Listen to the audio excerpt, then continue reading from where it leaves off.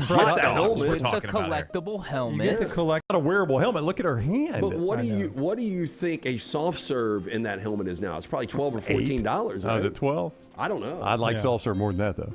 I would love a good soft serve. I used to love that at the ball game. Soft serve in the helmet. Didn't you love Or the that? Dippin' Dots. Do you remember? And I was a pain in the ass kid. Hey, you got a Dodgers. I see it like 3D. I did the grill Friday and Saturday too myself. You did? Burgers on Friday and chicken and steak on Saturday. Well, chicken is just a pain to grill. It is. I really don't like grilling chicken. Yeah, chicken thighs, I did it first. Oh, thighs are better. They don't dry out as much. You're just talking about because if you cook it too much, it's dry. If you don't cook it enough. Chicken breast are a pain to grill, honestly. I agree. But they taste good. I did bone-in chicken thighs. Maggie loves them, and since they're for her, she has to stand out there with me the entire time with the thermometer, letting me know when she wants me to pull them off, so that they're not undercooked to kill us or overcooked to where she bitches about them. Because I hate cooking chicken. You could put her on that grill. But she has to sit there and tell me, okay, can I pull them off right now? Yeah. 1 more minute. Okay. It's another minute. You want to check? Eventually, she just pull it off. Just pull it off. Just pull it off. I'll die. Meanwhile, a nice little fillet, little 8-ounce fillet, You doesn't never matter. have to. It can be raw, and That's you'll right. be fine. That's right. Cal did it right. Steak for the win. Yep. Boy, at some point I've got to get into my story over the weekend about dinner Saturday night. Student has pleaded guilty to going on a drunken rampage where he damaged numerous cars on campus after confessing to ChatGPT and asking, quote, "How effed am I?" Now, according to the Smoking Gun, 20-year-old Ryan Schaefer confessed to going on a drunken vandalism spree at 3 a.m. in 2025. The Missouri State University student admitted to shattering car windows, denting hoods, and completely tearing off side mirrors. Right after the crime, Schaefer turned to ChatGPT and began asking about the crime on his iPhone, asking, quote, "Is there any way they could know it was me?" Springfield Police Department noted a troubling dialogue exchange. Noted. This defendant seems to have had with AI software installed on his phone. His conversation with the AI was filled with typos, with queries such as KILL, or I guess it was supposed to be will I go to jail? Kill I go to jail? Yeah, and seemingly referred to prior vandalism by asking, "I got away with it last year, and I don't think there's any way they could know my face." Yeah, I probably won't. Now, other incriminating comments with ChatGPT included the "How effed am I?" Following his arrest, judge has banned Schaefer from being in places where alcoholic beverages are the primary item sold and ordered him to comply with random testing for drugs and alcohol.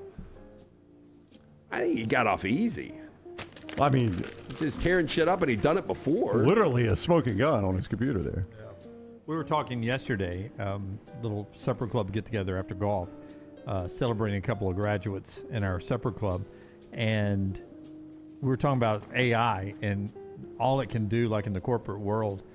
And we came across something that one of my buddies, Mark, had done business-wise, and it can start taking over some legal research, legal work and stuff that takes away billable hours even from lawyers. I mean, I don't know if there's anything is not untouchable. It's still very incorrect on a lot of things, though.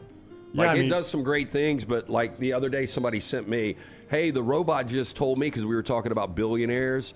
They were like, it shows here, and it showed me Jimmy Rain graduated from the University of Alabama. And I was like, the robot is wrong on that. Yeah, no, I looked up that same thing. It says famous Alabama billionaires. Next Round shirts, Next Round hoodies, and Next Round hats all in one place, nextround.store. Find your favorite piece of gear from your favorite show and put it in your rotation. You never know, you might be in one of our videos showing Next Round gear being worn all over the world. Find all of your favorite Next Round gear by visiting nextround.store. Place an order for you and that big Next Round fan in your life at nextround.store. Look your best at work, at school, at the stadium, or anywhere you go wearing Next Round gear from nextround.store. From driveways to interstates, accidents happen fast. The insurance company's response? Here's our offer. Take it or leave it. Leave it. Call Alexander Shannara Trial Attorneys. Over 250,000 clients. And no, they don't accept lowball offers. They fight, they win. Over $2 billion recovered. Call now for a free consultation. 659-777-7777 or alexwins.law. Physical office location, Birmingham. Jim Dunaway, Lance Taylor, Ryan Brown, The Next Round, presented by Bud Light, is on now. A trend on socials is a list of midlife crisis things you want to do. I'll hit some of these later to see how many either I've done or anybody has a desire to do. I'm past midlife.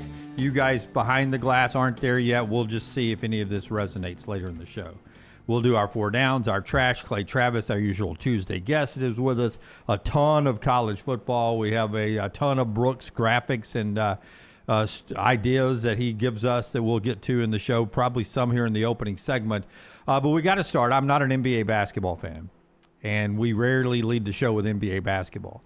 But last night, that may have been about as good of high-quality basketball you can watch. And then I bring this up only to say, and I know it doesn't work against you usually, but why we make a big deal about giving out the MVP trophy right before the tip of a playoff game in front of a home crowd with a big ceremony and everything, while the other guy who finished second is sitting there watching it, to where he can go out and score 41 points and get 24 rebounds and shut down one of your guys defensively. I think if you're a guy, Wemby, that had to motivate him a little bit last night. Well, you know, we're watching the game, and I'm trying to explain to Maddie. I was like, so SGA, Shai Gilgeous, is the best right now because he is your back-to-back reigning MVP, just winning his second.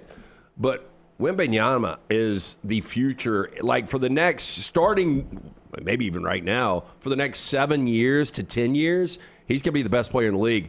Not even close. I think technically he came in third in the MVP voting, not to clean that up, but last night was just an insane game. It was unbelievable. I was on the wrong side. I had OKC, and I decided going into game one, there was so much made on how the Spurs match up so well with them.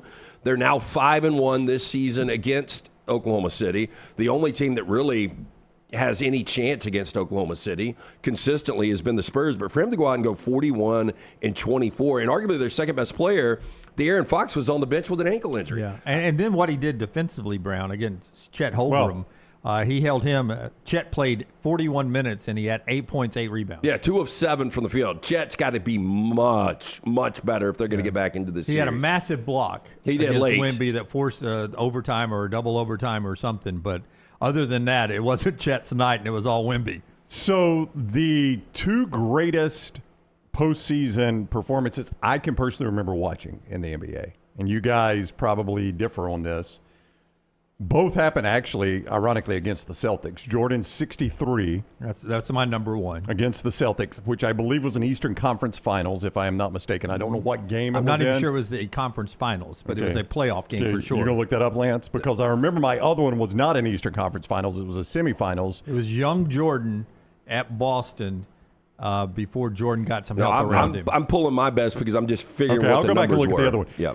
The other one, and I had to look. I looked this up just to see rebounds. He only had 5. He didn't have to rebound many, but Dominique Wilkins, 47 for the Hawks, also at the old Boston Garden, and that was an Eastern Conference semifinals. I remember that because I just looked it up. I'll look up Jordan's 63, but he had 5 boards. This was a double-double with a 40-plus point performance. Do you know how hard it is to score 40-plus and get a double-double out of it? Barkley got Phoenix to the NBA Finals. Yeah, that's what I'm looking at right now, because Barkley had some 40-17, 40-19 games against, and to make that a 6-game series, I mean, that was all Barkley. Yeah, when he had no help. Really, no help. Eastern Conference Finals 1986 for Jordan. It was game 2, but it was at Boston. And it was the conference finals? Yeah, Eastern Conference Finals. I didn't even think he got him to that point yet. Yeah. And then they got good after that. It was that kind of night for Wemby. Barkley, by the way, a foot shorter, almost a foot shorter than Wemby for the series 27-13 and 5 assists over the 6 games. Yeah. Effort was never an issue for Charles, was it? He went NBA after Finals, right? Yeah. 1993 Finals when he won the MVP. Was that against the Knicks? No, that was against the Bulls. Okay, that was before Jordan played baseball. That's right. So I would say, though, that performance last night, it's in a conference final, so it checks that box. And the numbers, I would say, are right up there with Jordan's 63. Now, it won't get remembered the same because it ain't Jordan. And for me, Dominique's 47 at the Boston Garden. So I'm hanging on to OKC minus 6.5 because when it goes to overtime, I'm like, okay, I got a shot. They take a 3-point lead. Jalen Williams comes down. who is a little rusty because he hasn't played in a while. He comes down and just a terrible possession. And then with 30-odd seconds left in the first OT, Wemby just comes down and casually hits a 32-footer from almost the logo. And I was like, holy shit. Did you see the reaction of his bench? Oh, my God. I mean, like, there's nothing he can't do. Like, his handle for a guy that's 7'4" is crazy. Like, there is absolutely no weakness to his game. But, you know, when he hit that three, you just had a feeling that this was going to be one of those performances that would, you know, carry them to a 1-0 lead. And, you know, I will say this. Alex Caruso was incredible off the bench with 31, and he was all over the court. But, you know, not only did Chet Holmgren struggle, SGA struggled last night. You know, did not play well. Yeah, I mean, he ended up 24 on 7 of 23. 7 made field goals, Yeah. so, I mean, you 7 of 23. I would, if I won the MVP, I would not want that ceremony to happen right before a playoff. No, Negative. and it doesn't make any sense for it to happen. No, do it in my living room later this year. I mean, I don't want it in the Eastern or the Western Conference Finals. Yeah, Damian, who always listens to the show, LeBron James in what year was it when they came back and won games 5, 6, and 7, 2016 finals? That was an incredible finals. Yep, that was when they were down 3-1. They won 3 straight, come back to win it. That's a good addition there from Damian. But I mean, this is and real quick, Brown. Sure. When you start to look at this Spurs, you know, Spurs had a little bit of lull. And now it's a completely revamped Spurs, you know, getting Wemby number 1 overall just a couple of years ago. Stephon Castle is fantastic. Dylan Harper, I mean, their ability to go into the draft, evaluate talent, and now what they've got. I mean, I know a lot of people said this about the T-Wolves last year when Anthony Edwards was playing his ass off in the playoffs and obviously OKC. But it's hard for me to imagine the Spurs over the next 5 to 10 years aren't going to be the team. Go ahead. No, I was going to say, some are saying Reggie Miller's 8 points in 9 seconds. We do need to give credit to that one. That was an Eastern Conference semis as well. Against the Knicks. That was against incredible. the Knicks. I don't know what Reggie had in that game, but he had 8 points in 9 seconds when it mattered the most. That's a great moment. moment. But I don't know. this is incredible. Yeah. I mean, this is incredible. It was unbelievable basketball, and as it works out for me, that was the first part of an NBA game I've seen all year. Me and you both. And I was just all in because I had them stacked because I had to play on the Canadians last night in Game 7 against Buffalo. Which was the first NHL game I've watched. Did you watch any of that? Oh, I watched a lot of Lightning, but I did. I was playing poker, so we had both games on, and basketball was to my right, and in Game 7 of hockey was to my back. So when I would fold, I'd turn and watch hockey. And I was paying attention to the basketball, big moments and stuff. But right when, I forget what, it was right near going to overtime, what big shot happened right that made it go to overtime, I get pocket aces. Uh-oh. And so then I put my hand down like this, and I guess I'm covering them up, and I turned to look at the screen again, and the dealer, I think, thought everybody had folded out, so it came down to just 2 people, and they're playing it out, and I turned back around. I was like, whoa, what are y'all doing? They thought you were out with pocket aces? So we had to muddle the hand and redeal and everything. And so I you lost your pocket, aces? I had pocket aces. Oh, it sucks. But I got caught up watching the game and not paying attention to poker. Landmine. Pocket aces, man. I had pocket aces. You think I got pocket aces again the rest of the night? Megatron. No.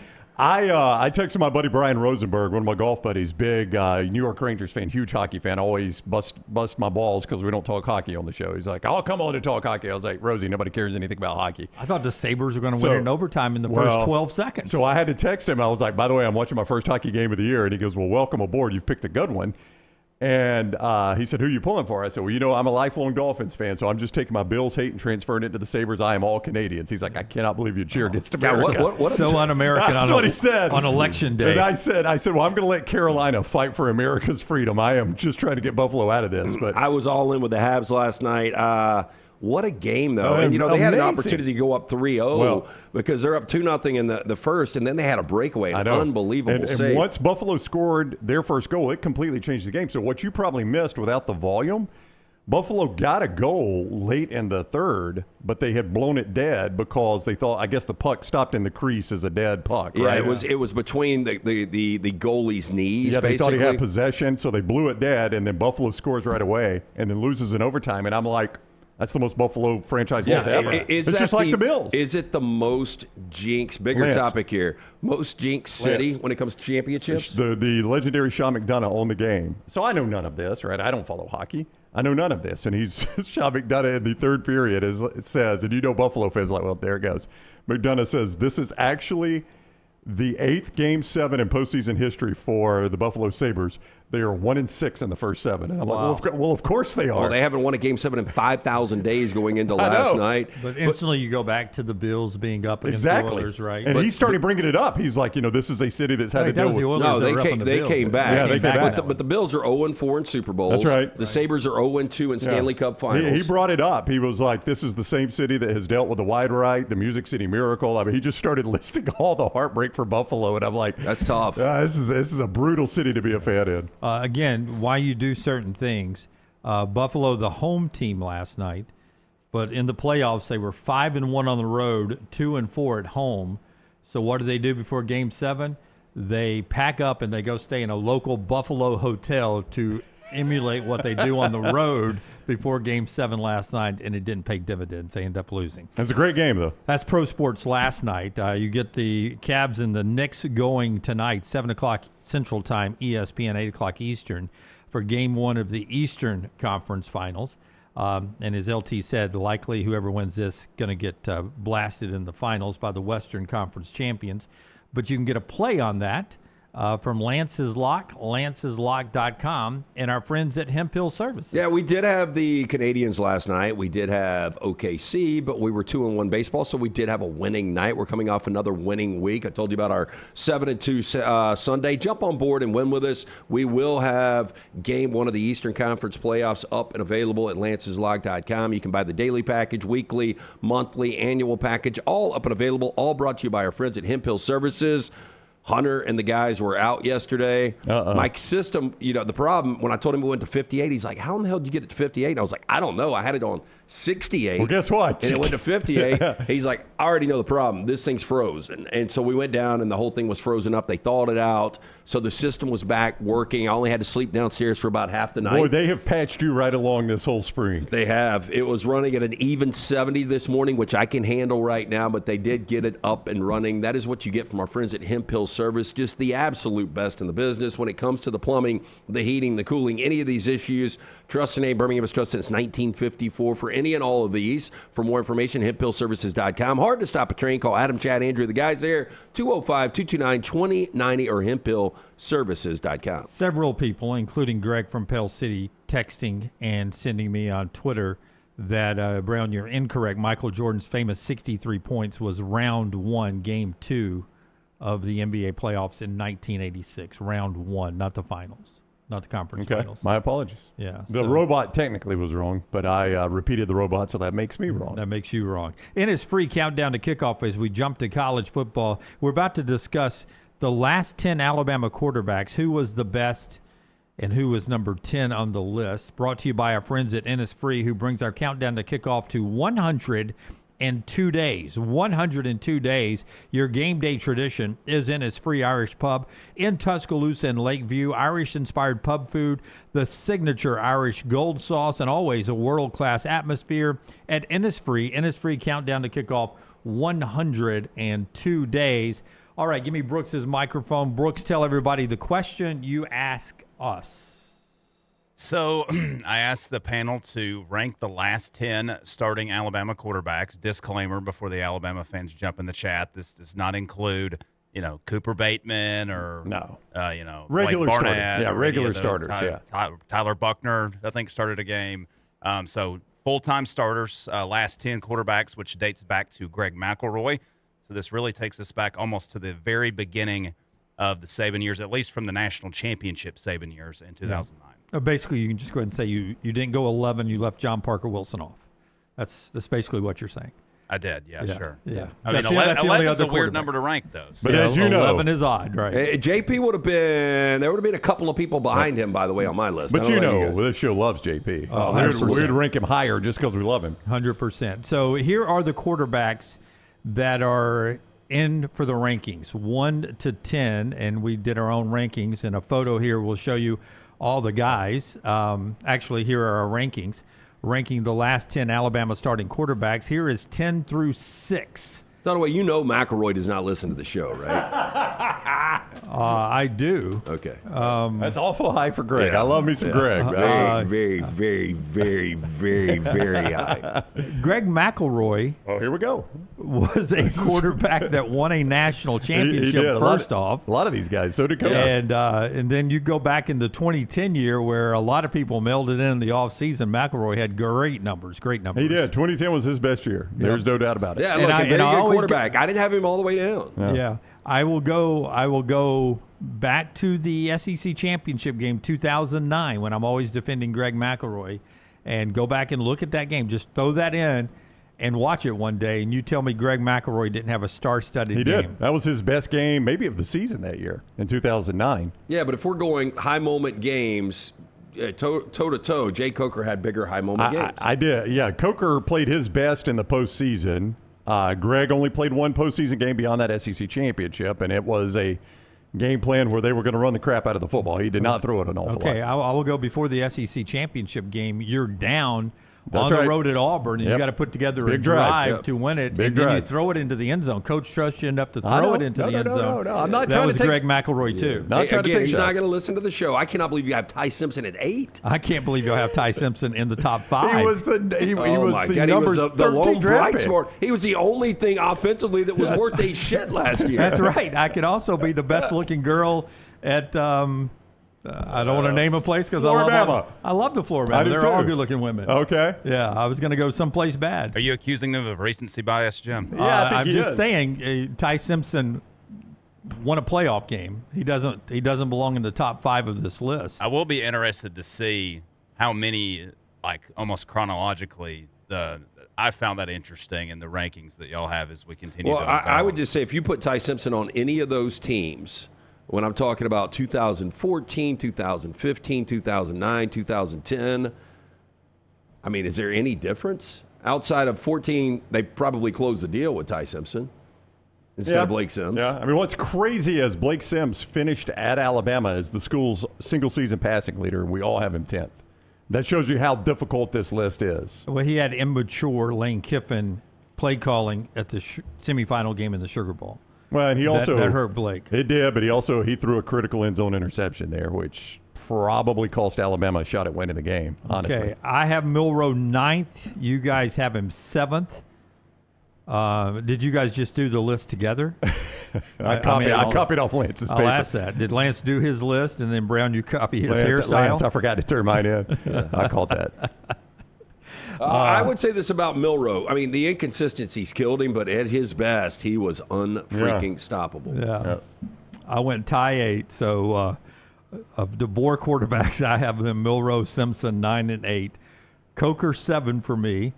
I mean, you guys have to admit, you see, I've got Coker higher than both of you guys. do, and I love Jake. Well, I mean, and you Jake's figure a he's going to coworker. listen to the show, too. Yeah. No. I've told Jake Coker to his face. I mean, I think I would make this list handing off to Derrick Henry. One of the greatest lines Dunaway's ever had was to Jake Coker. Yeah. I will give Dunaway that. It was a hilarious line. McElroy 6 for me. I don't understand the GMAC hate. Top 5. Not hate. Let's do the top 5 for everybody. I of mean, course. my God. A.J. McCarron? Are you out of your mind? All he You. did was This is win national embarrassing. championship. Your list is embarrassing. No, It's my list is embarrassing. correct. It's embarrassing. My list is correct. Dunaway. You guys please. have Bryce Young, Are you number kidding? 1. Yeah, all he did was by far the most talented no. Alabama Win quarterback. the freaking Not even Heisman. close. He won the Heisman. Bryce Young is 4th on my list. You understand? AJ doesn't listen to the show. I understand. McElroy doesn't listen to the show. You know, 100%, Lance. I don't know what you're doing. I know who doesn't and does listen to the show. A.J. McCarron. But I know you play up to some of these guys. Bryce Young. Why was do I so- play up to some of Bryce these guys? Young Do you was play so- up to the audience by being contradictory? No. A.J. McCarron. myself. A.J. McCarron was a 2-time national champion, and except for a field goal coverage problem, probably is a 3-time national I would champion. agree with all that. First in college football if history. Bryce Young doesn't lose both wide receivers, both starting wide receivers, does he not win a national Probably, championship? yeah. Probably. And he was the best player in college football. Give us the list. A.J. McCarron, Tua, Mac, Bryce for me. Bryce, Tua, Mac, A.J. for you guys. Bryce, Tua, Mac, Ty, and A.J. for Ryan. Jalen Hurts, 5 for me. 6 for you guys are Lance and Ryan. God, we did have a lot the same, bro. We did. Yeah. I changed one thing. I know I just was so- first to turn mine in, though. I changed Brooks one thing. fair. Just want to make sure I got mine in before Brown. No, you did get yours in before Brown. Okay. There was one difference, and that was that. Yeah. Well, you got to always change it so you don't get called for cheating. One thing I'm noticing about Jim's list is he is putting more value on the quarterbacks that won the national. I would agree with that now. You and are. that's what Rusty asks in the chat. He says, is it the most talented or the most accomplished? Because it seems like y'all went different directions. Well, yeah, that's true. I went most talented for sure. I went with the guy. To me, the quarterback's the most important position on the field. He touches the ball every play, and winning matters. So, but you would start A.J. McCarron over Bryce Young in their Alabama days. In the Alabama days, absolutely. Wow. A.J. McCarron over Bryce Young. Because I do believe we started to change in Tuscaloosa. Nick Saban wouldn't. The way you played football. I don't think you know that. Oh, I feel pretty good about it. Yeah, I don't think you know that. I mean, A.J. McCarron had a lot of Hey, he's a great football player. Yeah. I'm not taking anything away from him, but I'm just saying Bryce Young is a starting quarterback in the NFL that won a Heisman Trophy. He did. The position is more than just stats and having the strongest arm or any of those things. And Bryce was tremendous at Alabama. He won the Heisman Trophy. That's enough said, right? There's some winner qualities that come with playing the quarterback position. Was Tom Brady the greatest skill set quarterback in NFL history? Nope, he was not. Was Joe Montana? But did those guys have an IQ and the ability to play winning football that helped them be what they are now in the NFL? That's where I put A.J. McCarron in an Alabama uniform. Now, Bryce Young's going to have a much better, obviously, NFL career. A.J. was never a starter.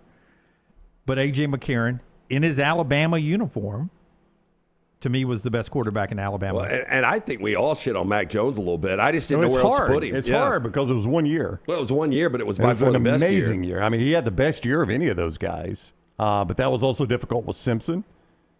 I mean, Tua was tough for me. Me too. I Putting don't him disagree with two. you. Tua was fantastic, Yeah. but the ring he's got was a ring where he played the second half of a national championship. Yeah, and back to what Tyler said, I am 100%. I went most talented. And a little bit, obviously, accomplishment, too. That was, and I tell you the other hard part, Jim, was basically you could draw a line at Lane Kiffin. And the pre-Lane Kiffin quarterbacks and the post-Lane Kiffin quarterbacks, when Alabama changed offensive styles, those guys did have an advantage. You said that about McCarron. Like if McCarron had played in a Lane Kiffin or Steve Sarkisian offense, we would value him more. I don't disagree with you on that at all. A.J. McCarron would have flourished in those offenses. A.J. McCarron would have flourished throwing the football to a receiving corps that included Henry Ruggs, Jerry Jeudy, Jalen Waddle, and Devontae Smith. I mean, that's what Tua got to do. But if Bryce had those guys, if Bryce had them, if Mac Jones had them, if A.J. had them, if Ty Simpson had them, almost any of those quarterbacks would have been better. More importantly for Bryce Young is if he had A.J. McCarron's offensive line. Because I will give you that during A.J.'s days, he benefited No doubt. from the fact that he could stand in the pocket, eat a sandwich, and let receivers run through 3 zones across the That's right. field into and an who open zone. were Bryce's best running backs? Well, was he it didn't have Damian great ones. Harris? Brian Robinson was. Jameer 12 Gibbs is about to 1,200. get paid a little Yeah. bit of money. Yeah. Brian Yeah. Robinson was the last 1,000-yard running back at Alabama, and That's that was amazing. that was Bryce Young's Heisman Trophy winning year. No, I mean, But A.J. McCarron, to me, played behind the premier days of Alabama offensive linemen, too. yeah, I mean that was Barrett Jones' group there, and I that mean, was the protection A.J. had. Nope, you're right. And the ability with those great defenses to, hey, if a play's not working really quick, I can just dump it into the sidelines and let's go get them on second and third down. I don't think Bryce Young had that opportunity in either of his years in Tuscaloosa. He was, literally dodging bullets if you go back to that game in Austin against Texas. I know the Stallions love when they can get publicity for having their head coach on, but I think you're going to have a hard time booking McCarron again. Do you think he's gonna? You had him at 5? I had him at 5. But he doesn't watch, so That's true. He see won't this. know. Good point. That list will be up in a variety of forms on Brooks' social media there at Next Round Live. You can go follow, like, and subscribe there. We'd love to see your list as you rank them in the top 10. Anybody doing that in the chat room, Brown? Please, let me does know on anybody that. else have A.J. McCarron at 1? I think when you look in the Impossible. museum, in Tuscaloosa, you'll have A.J. McCarron. Can I tell you what the composite played out here, which will be what will be on online here in a few minutes. But how did you do the composite? Just us three? I included mine in it. I didn't. I mean, I guess I could have included Forrester too before I put it out. Do you want to be included, Scott? Sure, I'll include Scott. So we'll come back to that. But as it stands right now, I mean, Bryce is number one on the list. So overall, so we'll. Will you put a note on that as you send that out that I don't have Bryce Young number one? Sure. I think everybody knows it now. Yeah. I can include a follow-up. Oh, you got Bryce at 4. Rusty. I do have Bryce at 4. Rusty has. Bryce would have to be a preferred walk-on of my Alabama by team. the way, LT, you asked who else would have AJ number one. AJ and AJ's mom. I actually had AJ 1 and Bryce 2. AJ was the starting quarterback 3 of the 4 years I was in college, so maybe that has something to do with it. Goes Brooks. Gay, whatever. Okay, I mean, we're just throwing out slurs here now. Lance. Very sentimental. Rusty goes Bryce, Tua, AJ Mack, Hurts, Sims, Coker. It's as deep as he went. So he's got Bryce number 1, AJ number 3. AJ's the only multi-time national champion starting quarterback on here. I think when you start cross-comparing situations and stuff like that too, because I mean, people were like, "What if Brody would have played in the Saban era? How great would he have been? What if you would have put Ty Simpson with this offensive line?" I mean, AJ was the first 3,000-yard passer in Alabama school history. He, won 3 total national championships as the backup to McElroy in 2009. I think his resume is the way I chose to go about it. Bryce is the first to win a Heisman Trophy as a quarterback. AJ was the winningest quarterback, one of the winningest quarterbacks in college football history, in fact, with 36 career wins. That's why I gave him the nod. Ambler, on the other end, says AJ could only be great at Alabama, nowhere else. Green Man wants to know how anybody has Mac Jones over Bryce Young. Yeah, first of all, I don't disagree with that. I don't know if AJ would have been great anywhere else. I really don't. I mean, those rosters were absolutely incredible. I think he would have been a really good, solid college quarterback. But I mean, Florida had a good roster then. He could have been fantastic at Florida. I mean, Tebow was quarterbacking then, so you would not have made that trade. But what about Ohio State? Could he be good at Ohio 100%. State? He'd have been good with a lot of rosters. Could he have been good at LSU? Yeah, but would he have started on some of those teams? I don't know. Could you imagine LSU during AJ's time? Yeah. Oh, he would have been great. They never had great quarterbacks. He would have been the starter and probably would have kept Alabama from winning national championships. There's no doubt. I mean, he was better than Justin Jefferson. Who were the two starters? I mean, they never really had good quarterbacks. Jarrett Lee and Justin Jefferson. Was it Jordan Jefferson? Jordan Jefferson. I mean, yeah, he was definitely better than those guys. All the Jeffersons that kept LSU from moving on up. That was bad quarterback play. I can't believe that's the most Brooks, impressive thing. I can't believe you've got AJ McCarron at number 1. Jay Bake. Well, hang on. That was a joke about his recruiting ability. He got Miss America to marry him. I don't think it was Miss America. Was she Miss Alabama? I also don't have Blake Sims dead last. So Damien, I got AJ. Were you in school when Blake Sims was there? Yeah, my senior year. Yeah, he was number 9 for me. I have Jalen Milroe last. Damien says he's got AJ number 1. I think you guys are sleeping on Blake a little bit too. He's not 10 in this list. Who would you put 10? It's a hard list, and that was the point of the exercise. Forrester wants to go McElroy. No, Forrester right now is sitting here going, God, all these quarterbacks would have been number 1 at Auburn for most of the last 10 years, other than Cam Newton. Right? I'd be tempted to put Milroe at 10. That's who I put at 10. I wouldn't argue with it. I mean, very inconsistent. I mean, I had him at 9. The lasting image of me for Jalen Milroe is the Michigan game where he came out and just played god-awful. That's a bowl game. Yeah, it's a meaningless why did bowl you even game. suit up then? He had a chance to sit out. It's a meaningless bowl game. I'm not going to judge him I'm on going to that. say Georgia trumps that. Yeah. Rusty says the Blake Sims disrespect is ridiculous. Sims balled out. As I mentioned, he left Alabama as the single season. I mean, for the record, all of these guys were successful. That's right. All 10 of these guys were great. Yeah. I mean, I felt guilty having him at 10. I felt guilty having McElroy at 9. I did too. I mean, I didn't love putting Greg at 9. The only quarterback on the list that wasn't an SEC champion quarterback is Ty Simpson. That's true, and he played for it. Wait, who? Ty Simpson. I got to be honest. The Rams' future starter. I thought the easiest were 1, 2, and 3. I agree. I had a much easier time at the top of the list than I did at the bottom. Yeah. I thought the easiest were 1, 2, 3 as well. But no, I mean, that was the easier part, was the top. I mean, whether you agree or disagree, Wait, where did you have Bryce? I know he wasn't playing when you were down there. But... I had him at 2. Okay. Yeah, and I had 2 at 3, and Mac Jones at 4, Jalen Hurts at 5. Like Tua was hard for me because Now, you can make the argument he was the best ever. Yeah, I think he had the single best moment of any starting quarterback on here. I think he was the most. You had to get away from that moment, and I don't really. Yeah, I he always didn't start that game. Yeah, that's why I always forget to give him, and technically I don't give him that national championship. It is hard, isn't it? Because you say, well, Tua never won a national championship. Everybody's like, oh, he was the one on the field, and I get it. But I think people understand what we're trying to say here is he never led a team to a national championship as the starting quarterback all year. Yeah, he's got a ring, and he was the reason they won it, by the way. Without him, they don't win it. That is hard to believe that him and Bryce, as starting quarterbacks, never had a national team. They did not, and they were great. And I think Tua, and this is not because he played for the Dolphins. I would have told you this for the Dolphins. I think he was the most talented of this group. I think if you say who is the single most talented, I really do think it was Tua. If he's healthy the whole time, does Alabama win it in 18? Maybe so. Maybe he had his worst game against Clemson. I don't know what happened there. Do but they win it in 19? Maybe so. You know, if he I doesn't just deal with emailed injuries. Brooks my list. Tua's number 1 for me. Wow, how about that? Best Alabama quarterback I ever saw. I mean, Who's your number 2 though? It's AJ. I mean, there's some value in winning for Yep. He won a bunch for some people, and some people. Well, I mean, I think Bryce won a bunch. He did win. He won the Heisman Trophy, and that's the biggest knock against me having him 4th is that he did win the Heisman Trophy. That's gonna be hard to explain that one. Yes, I would imagine though. AJ, I don't know if he was ranked in any of the Heisman finalists. I think he was 4th one year. Tua was 2nd one year, wasn't he? Yep. And Mac was second behind Devontae. Yeah. So. I mean, it was AJ. I don't know if he was a finalist or not, but he won a lot of national championships. Then it was a runner-up, Heisman runner-up, Heisman Trophy winner.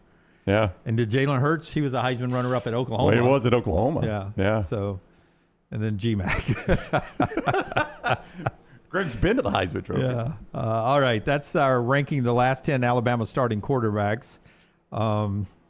Let's do the last 10 Republican presidents. It'll be the least controversial. That's right. People won't argue that as much. By the way, go vote today. It's an election day. It's very confusing. No, I would love to do Auburn's last 10 just for fun. Oh. That was Porsche, by the way. That was the And Auburn I draft. actually think I have a graphic that included Bryce Brown on that.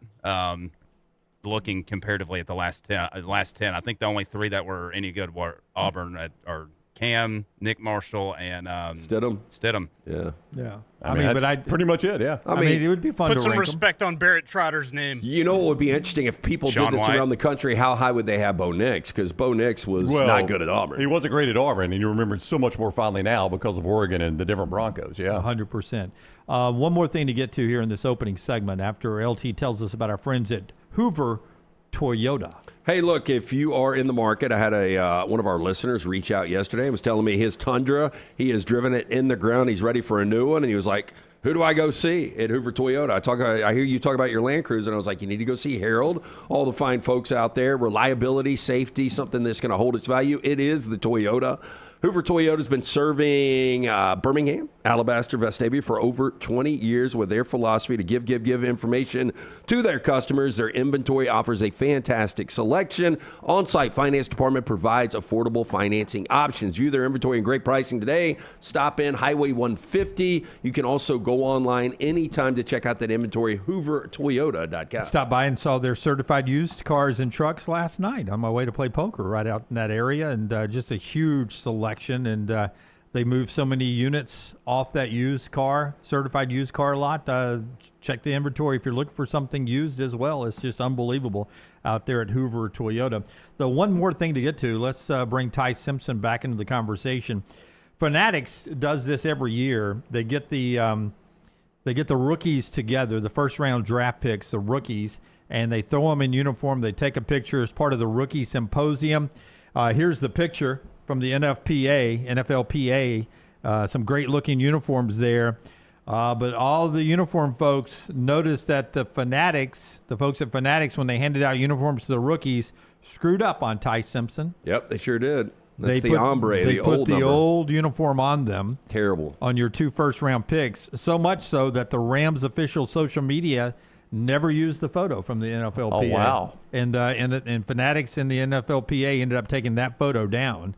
right there that you're looking at because they handed out the wrong Rams uniform by accident. And the Rams said, Fanatics, we shipped them the new uniforms, and they just handed out the wrong ones. I wonder if that was a shot from the NFL. Remember, so many people were like, that Rams uniform doesn't look any different. Well, you just wonder if Fanatics had them up for sale, too. I mean, that's probably an issue there as well. Look at. I can't believe they took time to get Max Clare out there. Oh, are we sitting there and do we have our throwbacks on? Are we going to wear those more this year? The Buccaneers front row number 20? Well, when we did our schedule release, we had the Dreamsicles. I am getting word from the back room that is the Broncos. Yeah, that is jersey. the Broncos. Oh, yeah. dang it. I can't find yours, Jim. I'm looking for yours. That's the Broncos. All the way in the Isn't he back. right next to Carson Beck back there? Yeah, there it is. Yeah, behind, right yeah. behind Ty Simpson over his right shoulder. Yeah. God, we don't even put him on the front row. That guy's been so disrespected. Short arms, and now he's a Buccaneer way back there in the back. All right. That's a little uniform miscue there from the NFLPA. Wait, that's not right either, though. Because that's he not wouldn't be 17. that's not Reuben Bain. No. Ruben Bain wouldn't be 17. No, it's back there on row 3, number 3, right? 1, 2, 3. No, that's number 17. That's not Ruben Bain. I don't know. I can't find Ruben Bain. He's a first-round guy. I'm aware.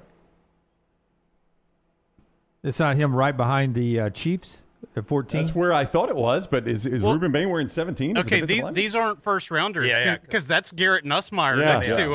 This is not just first rounders. I said they rolled out Max Clare. Now I Yeah. don't see Max Clare in that composite. Yeah, because I was trying to make the Dolphins guy be Caden Proctor, and that is not Caden Proctor either. So these are not just their first-round picks. So he how do couldn't they be missed in this photo if Ken Proctor was in it. Yeah, I know. That's what I'm saying. They I was just like, had, they had God. to send one from the organization. Okay. Rookie premier Yeah. for the NFLPA. I'm like you. I would have thought this is their first-round draft picks. Though. Me too. Is it not mandatory? You have to go to the rookie I do symposium? not know how the symposium works. Yeah, but you're right. Yeah. That is weird. So those aren't draft picks either because there's no 83rd pick, right? I struggled it took me a minute to realize that was the Titans on the front row, too, with their new jersey. That's a good-looking jersey, though. I like that they've gone back to the Oilers look. Number 3? 14. I mean, 14 to third. Yeah, third one 14 from to the third left. one, yeah. NFL season not too far away either. 102 days away from our college football kickoff, and it's free. Our show being brought to you today by our buddy Greg from Pale City and Storm Restoration Roofing. Greg already checking in today with a brown correction. His second favorite thing to do. His favorite thing to do is get on your roof and give you a free no-cost roof inspection. Absolutely free. Greg and his team will get up there and check on shingles and fittings around pipes in your chimney and any place that could cause some water entry during these massive thunderstorms and rain events that we'll have over the next couple of months. Water damage inside your roof into your attic can cause major problems. Make sure your roof is good to go with a free no-cost roof inspection from Greg from Pell City and Storm Restoration Roofing, 205-542-3531, stormrestorationroofing.com. He does roof replacements. He handles all storm damage repairs. But I always tell you to save this number so you don't get caught with your pants down after a storm and you've got damage and you've got to make a quick call to your insurance provider and you got other people knocking your door trying to fix your roof. Have Greg on standby, so after a storm you can call him. And I would even, and this is me personally, I would call him before I called my insurance provider and say, Greg, what do I need to do as a guy on the back end of an insurance claim? What do I need to do here to make sure I'm doing everything correctly? And he'll walk you through the process. So save this number and always use Greg, 205-542-3531, stormrestorationroofing.com. Follow LT on Twitter @TheLanceTaylor. Hop in. Injured in an Uber or Lyft?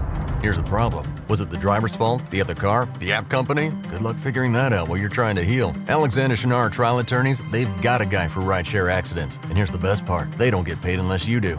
You heal. They fight. One call, 659-777-7777. Or visit alexwins.law. Alexander Shinar Trial Attorneys. Because rideshare accidents need an experienced team. Physical office is Birmingham.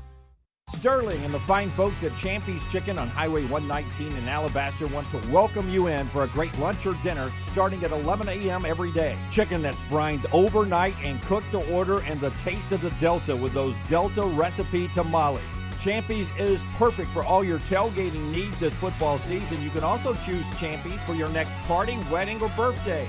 Great food, great people. Champy's Chicken on Highway 119 in Alabaster, and everything online at champyschicken.com. At Central State Bank, we are large enough to serve you and small enough to know you.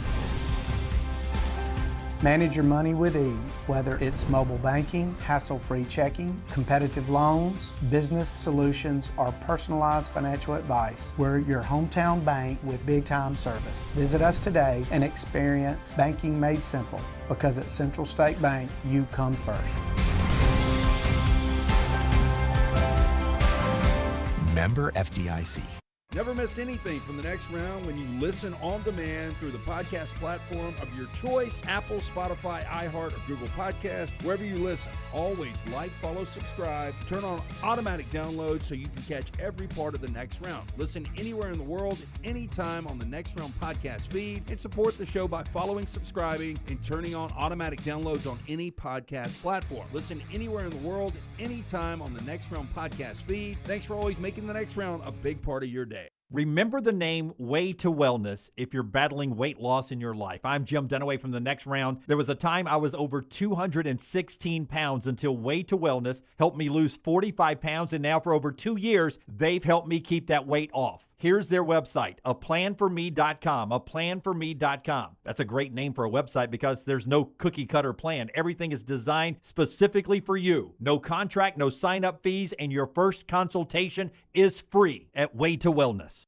Stop by the New York Butcher Shop and pick up the finest in certified Angus prime beef steaks and burgers, premium pork chops, ribs, and all-natural chicken cut to order just for you. Their chef-prepared entrees and side dishes are the perfect dinner-to-go choice for your family and are ready to heat at home.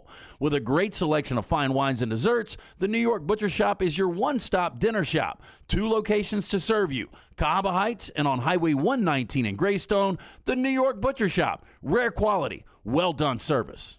Storm season is here. Make sure you have a plan of action in place right now. Greg from Pell City and Storm Restoration Roofing should be your first call when storms hit. Insurance companies love working with Storm Restoration Roofing because of Greg Nelson's name and reputation in the industry. When storms hit, call Greg Nelson. He's local, 205-542-3531. He's the home of the free no-cost roof inspection. Greg from Pell City on Facebook, 205-542-3531. It's Storm Restoration Roofing. Hey, there's nothing worse than waking up to a plumbing problem. Don't get caught in a flooded house. Call the guys at Hemp Hill Services. Adam, Chad, and the team at Hemp Hill are the only ones I trust to fix it and fix it right the first time. Hemp Hill Services does it right and always at a fair price. For all of your plumbing, cooling, and heating needs, trust the name that Birmingham has trusted since 1954.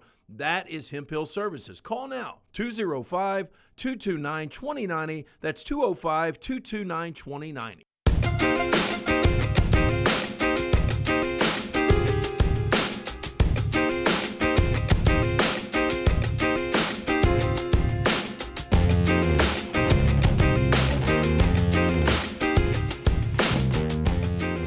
All right, we're about to talk a little basketball recruiting before we get back to college football.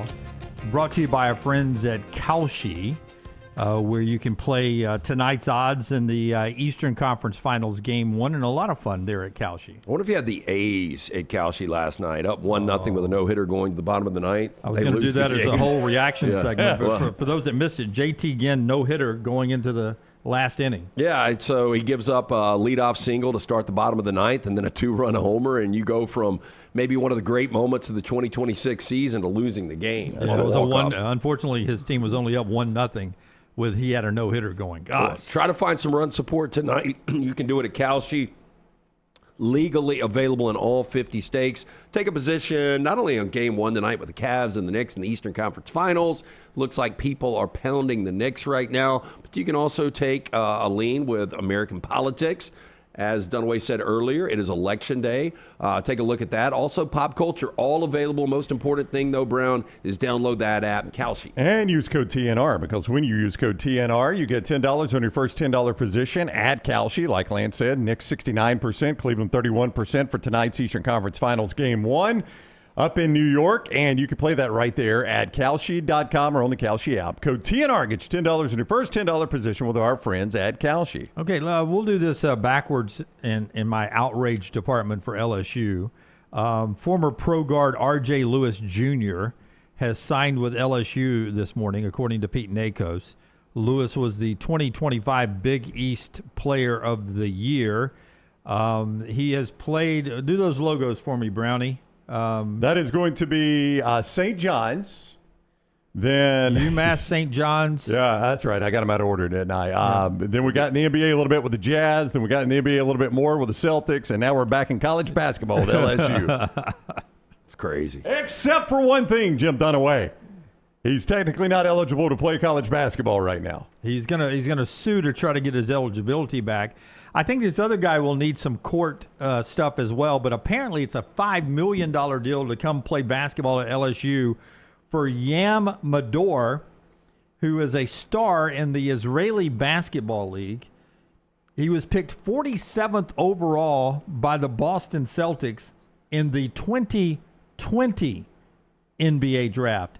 Yes, he's 25 years old, and Will Wade has offered him, and he's accepted a deal to play for LSU for $5 million, according to reports.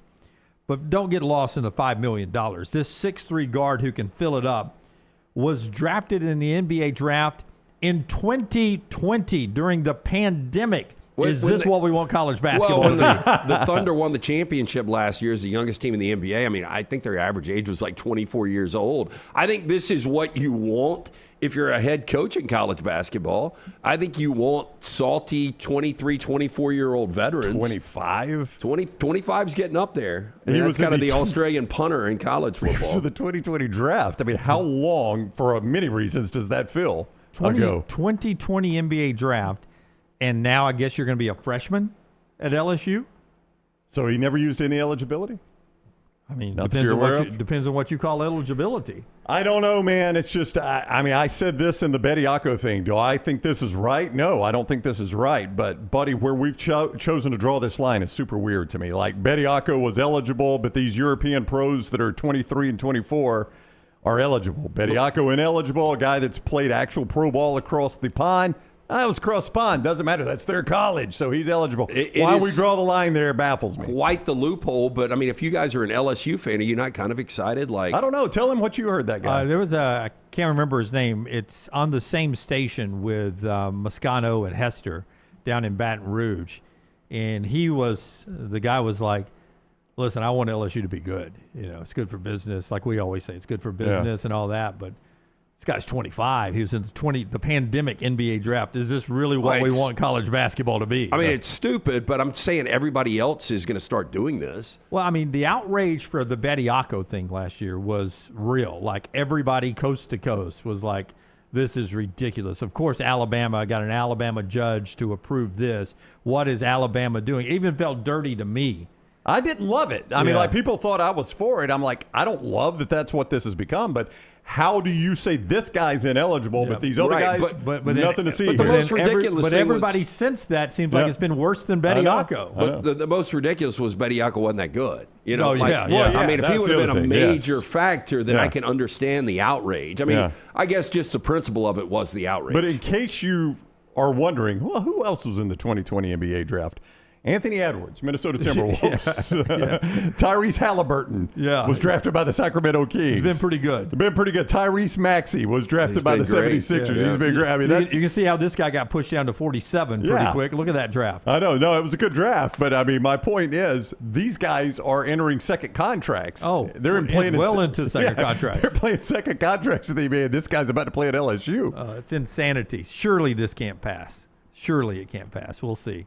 Our show being brought to you today by our buddy Alexander Shannara, trial attorneys. Tell us about Alexander Shannara. Shannara.com is the place to go. Shannara.com for Alexander Shannara, trial attorneys.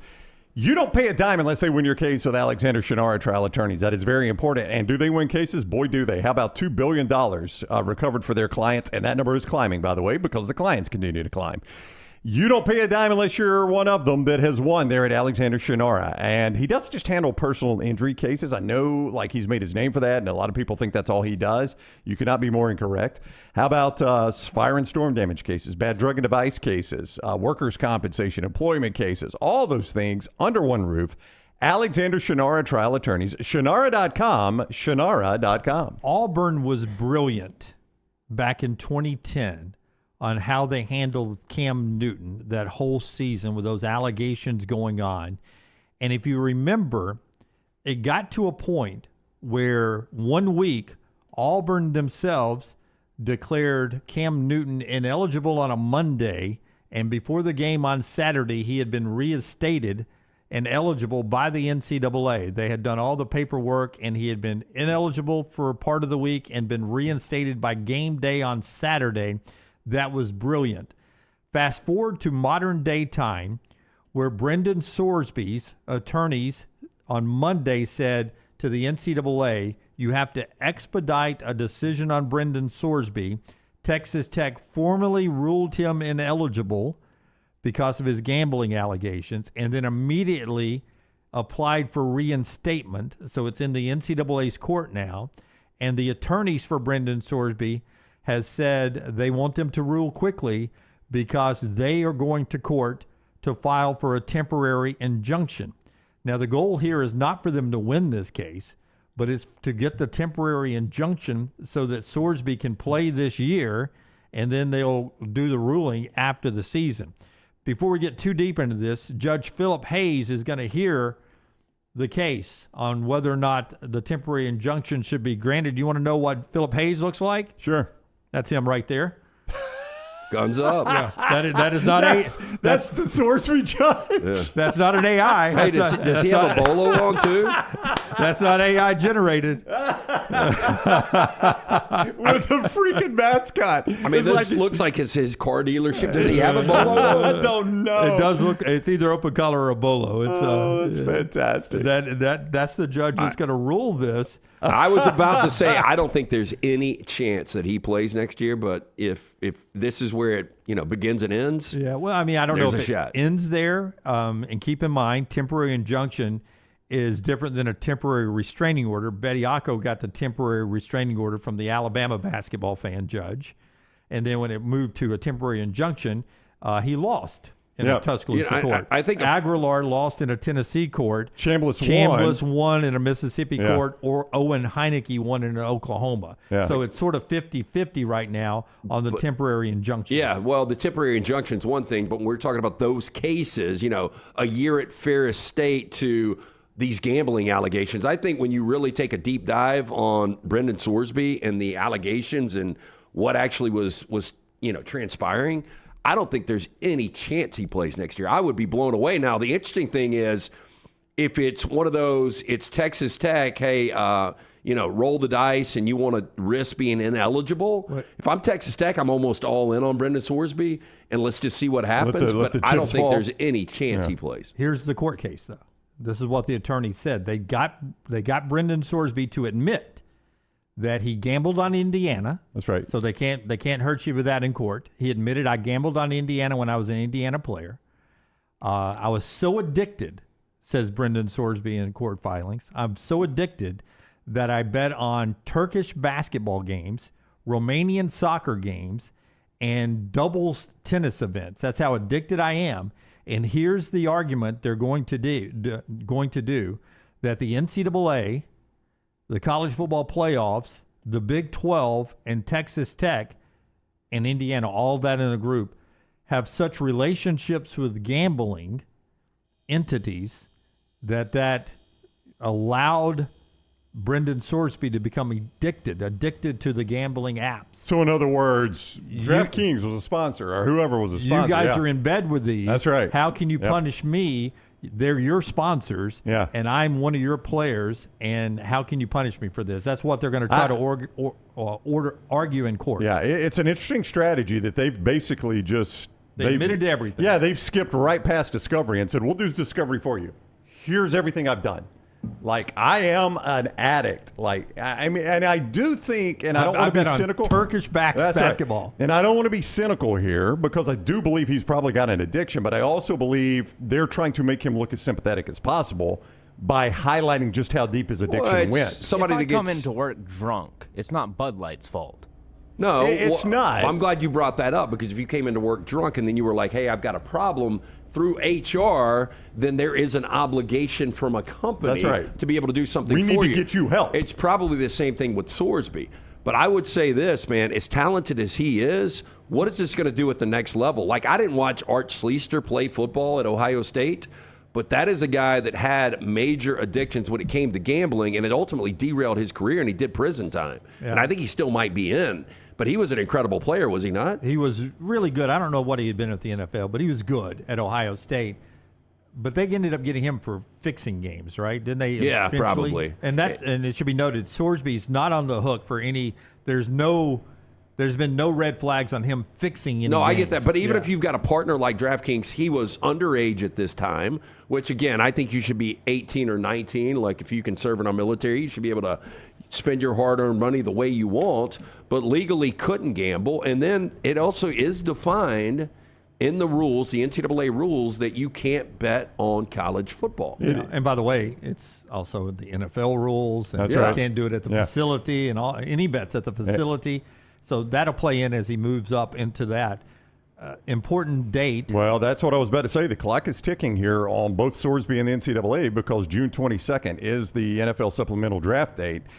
There may not be anybody other than him in the supplemental draft, so I don't know how hard and fast that date is. But they can force a quick ruling from the courts and the process to where if you guys at the NCAA wait until after June 22nd, you've done irreparable harm That's right. to my guy. Now he can't go in the draft. And now he can't go in the draft, and then you open yourself up to a financial lawsuit if you're the NCAA. Yeah, so this could move really quickly before June 22nd's deadline to enter the supplemental. On the supplemental, I don't know what you would have to give up to get him. If it's not a lot, then I think somebody would probably take a flyer based on his talent. I'd write a second round for next year down. But I would get a little nervous based on the fact that he has come out and said, I am really, really addicted. If you've got these addiction, and you're going to make more money in the NFL, that could ultimately be a big problem. But for Texas Tech, as long as you get him eligible for week 3, you said we're 102 days out, throw a couple of weeks on top of that, you've roughly got 4 months before you need him against Houston. So you got a little bit of time.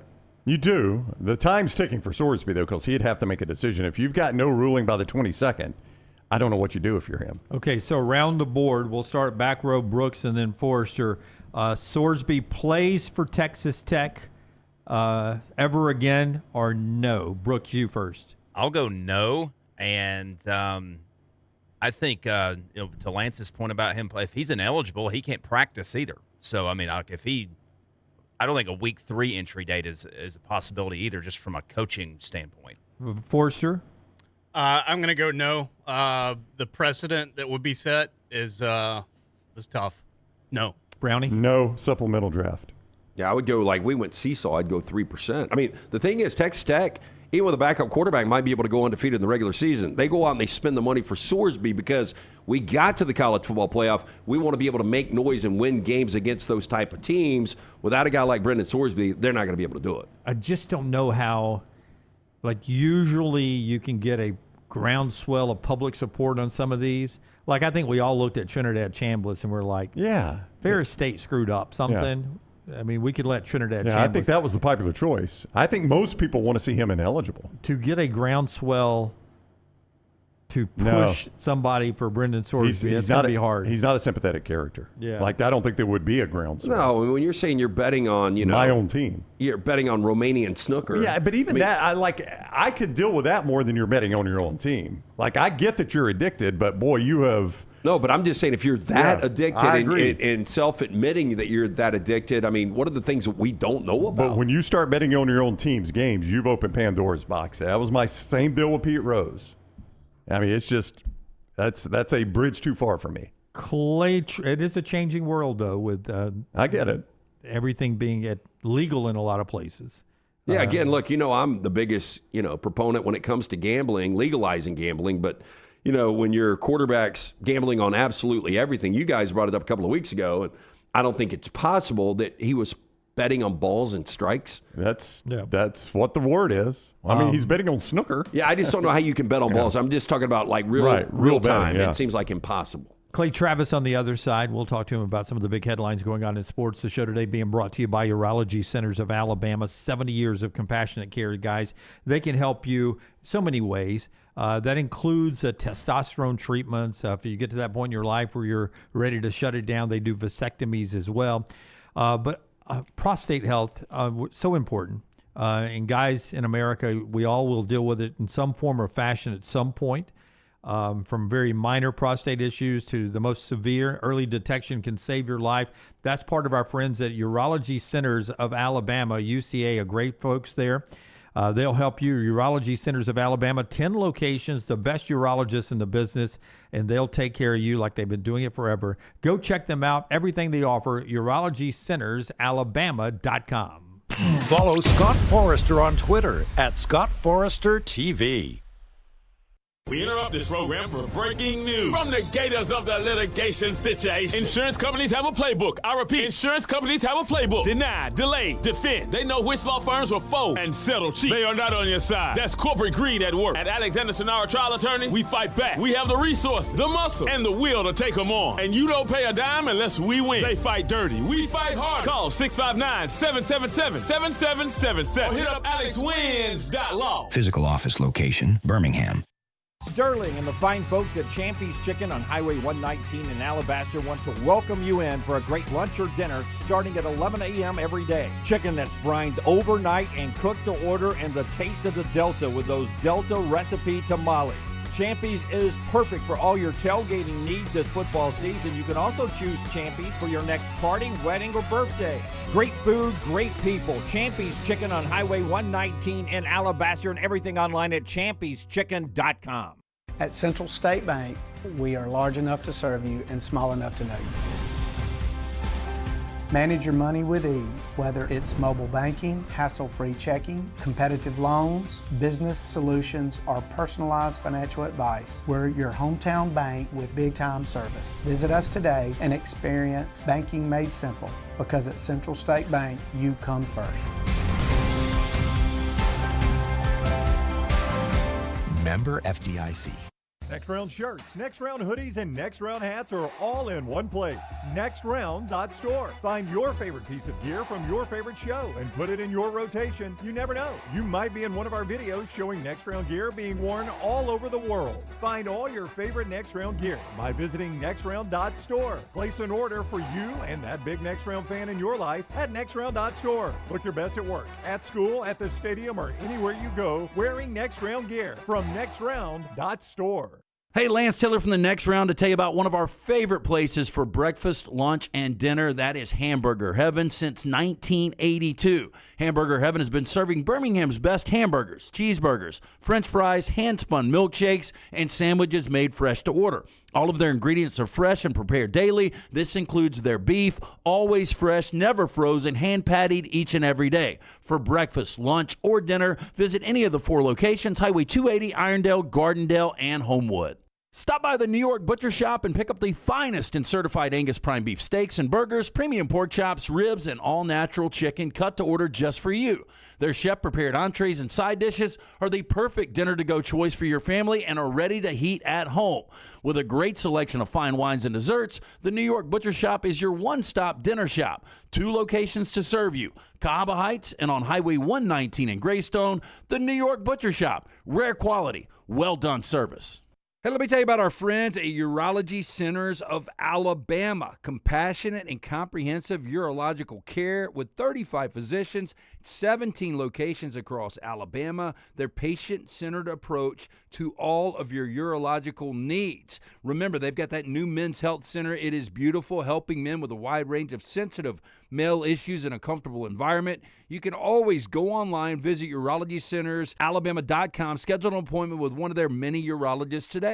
Remember the name Way to Wellness if you're battling weight loss in your life. I'm Jim Dunaway from the Next Round. There was a time I was over 216 pounds until Way to Wellness helped me lose 45 pounds, and now for over 2 years, they've helped me keep that weight off. Here's their website, aplanforme.com, aplanforme.com. That's a great name for a website because there's no cookie-cutter plan. Everything is designed specifically for you. No contract, no sign-up fees, and your first consultation is free at Way to Wellness. Jim Dunaway, Lance Taylor, Ryan Brown. The Next Round, presented by Bud Light, is on now. All right, hour number 2, Clay Travis here in just a second. By the way, the SEC baseball tournament is underway at the Hoover Met. Imagine being 17th ranked in the country like Ole Miss, number 17 in the country, and in a 16-team single elimination tournament with double byes and double byes, you're having to play the 9:30 a.m. round 1 game. Right out That's of the how chute. good the SEC is at baseball. Missouri and Ole Miss playing a 9:30 bring your own beignet game out at the Hoover Met. Our show being brought to you by our friends at Way to Wellness, your journey to healthy living. Leslie and her board-certified team can help you out. They helped me lose weight from 216 down to a smooth 179. And they help you maintain that weight loss. Aplanforme.com, aplanforme.com. Everything from injection therapies to meal replacement, everything in between. No contracts, no sign-up fees. And the first consultation is free. Aplanforme.com. It's Way to Wellness, your journey to healthy living. Clay Travis, the founder of Outkick. You see him on Fox at Clay Travis on social media, with us now on the Alexander Shinara Trial Attorneys Hotline. What is up, Clay? How are you? Man, Dunaway got to 216. You were pretty fat at 216. I think you and I and LT and Brown, I think I was 216 on one of those Alabama trips. Oh, wow. I've tried to stay you know- under 200, and I'm not sure. My 15-year-old lifts all the time now. He's into football, lacrosse, and we had a kind of alarm bell moment where I suddenly realized I can't let a 15 or 16-year-old be stronger than me. I've got to be stronger than the strongest son in the house, at least till they hit adulthood. Yes. And I understand the math is against me, so I've been lifting like a fiend now in my basement gym. The challenge is I'm not sure if I'm getting fatter. I'm getting stronger, but I'm afraid that I might be getting fatter too. That's not a great combo necessarily. Well, that's what LT would tell you, is that 216 of me with no muscle, it was all fat. That would have been 2015, I think, is when I hit 216. When we did Dallas I didn't in the notice. desert. Yeah. I'm probably 216 right now, Clay. That's muscle. I That's all ran muscle. into somebody the other day, though, and they were talking about, he was 59 years old. He's like, I don't do cardio anymore. He was like, all I do is lift. Cardio is a pain in the ass, so I'm kind of trying to get away from cardio a little bit, but tough. Yeah, look, I mean, I think the older you get, the muscle is more valuable, obviously. Now, look, I mean, I did a half marathon. I probably talked about this with you guys before because my wife was like, oh, let's train. Let's do a half marathon. It'll be something we can do together. And I was like, okay. And then she was pregnant about halfway through, and she dropped out of the training. And then I ran the Nashville half marathon. Inevitably, it was 195 degrees. It was just awful. And everybody was like, you'll feel so much better about yourself when you cross the finish line. And there's a picture of me. They snap everybody as they come across the finish line. And I was you can see how thoroughly disgusted I was with the whole thing. I haven't run since. I've run like in basketball games or, playing, wiffle ball with the kids, running in that context. But I haven't run, I don't think, more than a mile since I ran that half marathon like 20 years ago. To me, running is for people with really poor self-esteem who think they can't do things. And then they're like, oh, wow, I did it. I was like, Oprah ran a marathon, right? Like if you invest the time. Right. P. Diddy ran a marathon. You can do it. I'm not a great athlete, but I'm a better athlete than Oprah. And so if you spend the time, you can do it, but it's just a big time commitment, and running is so boring. I never get a runner's second wind or whatever the heck it is, runner's high. I hate it. So anyway, I'm kind of with you on that, LT. I've got a trend on social media, millennial midlife crisis list from people. Marathon or half marathons is right behind buying a boat and right ahead of a Zen addiction. So I don't have any of those things. The boat, you're Laura, not tempted to buy one? No, because if you like a boat, you can rent it. right? Like we did a boat trip over Christmas with the kids down in the Caribbean. It was amazing. But I got to leave the boat. I didn't have to worry about docking it. I didn't have to worry about cleaning it. I didn't have to worry about what the fuel costs were. I paid for it for a week. It was amazing. I had a great time, and I haven't wanted to be on a boat since then. May want to be on a boat again around Christmas. If so, go on a boat trip. I'm not a cruise guy. I don't like being on water when you can't see land. Like, that doesn't make a lot of sense to me. And so I just know I have zero desire to actually own a boat. Now, land, like a lake house, beach house, nice things where you can experience the water. That is fine, but I'm a land guy. I've learned from TMZ you can relatively easily rent a boat in Nashville. I did not know that prior to TMZ reports. But it's not all that hard in Nashville to find a rental boat. Well, there's lots of lakes. Okay, good. But Clay, you've heard it. I mean, the old cheesy adage, the two favorite days or best days for a boat owner is the day he buys, the day he sells. Yeah. Okay, so if I think that's true. I mean, plain makes sense to me. What's the great line from Pitbull? I think if it flies, if it floats, I think you can figure out what the other is. There's another one, right? Yeah, the 3 F's, rent, don't buy, is his line, which is a great line. They asked him, are you worried about losing your money? And he was like, man, and that's just, I don't know who came up with that initially, but I heard it and I'm like, man, that is not bad advice for young guys with money. Words of flying wisdom. Boats and the other, all three involves ups and downs. Pitbull. There you go, yeah. Clay, if I ask you moving forward, you can represent the combo of Drake May and Arch Manning or Victor Wembanyama. Which one are you taking? Wembanyama. Yeah. I watched that. And first of all, I have not watched very many WNBA, certainly not very many WNBA games. I don't think I've watched any in like 10 years, but even with Caitlin Clark now. I did watch much of that NBA game last night when I got home from dinner. And he is going to be a global superstar on a level that even if Arch Manning or Drake May or whoever it is as a quarterback ends up a star, they just can't touch it, right? And you add in the fact that he's French. First of all, he speaks English better than 90% of athletes do when they get interviewed after games, and it's not even his first language, right? Like, there's a few of those guys that do such a great job in post-game interviews that Giannis is one. They're not even speaking their native language, and they're more eloquent and thoughtful than a lot of people who are actually native English speakers. And so his ability, I would think, in Europe to make money would be off the charts.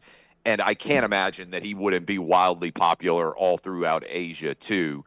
And, I mean, he is just – I know everybody was talking about him being an alien, but he's just a physical freak. And – it's really kind of fun. I think one of the most fun things about being a sports fan, and I would imagine you guys would sign off on this, we've all seen so many games, but you watch for the idea that you might see something you haven't seen before. It could be a perfect game, no-hitter in baseball.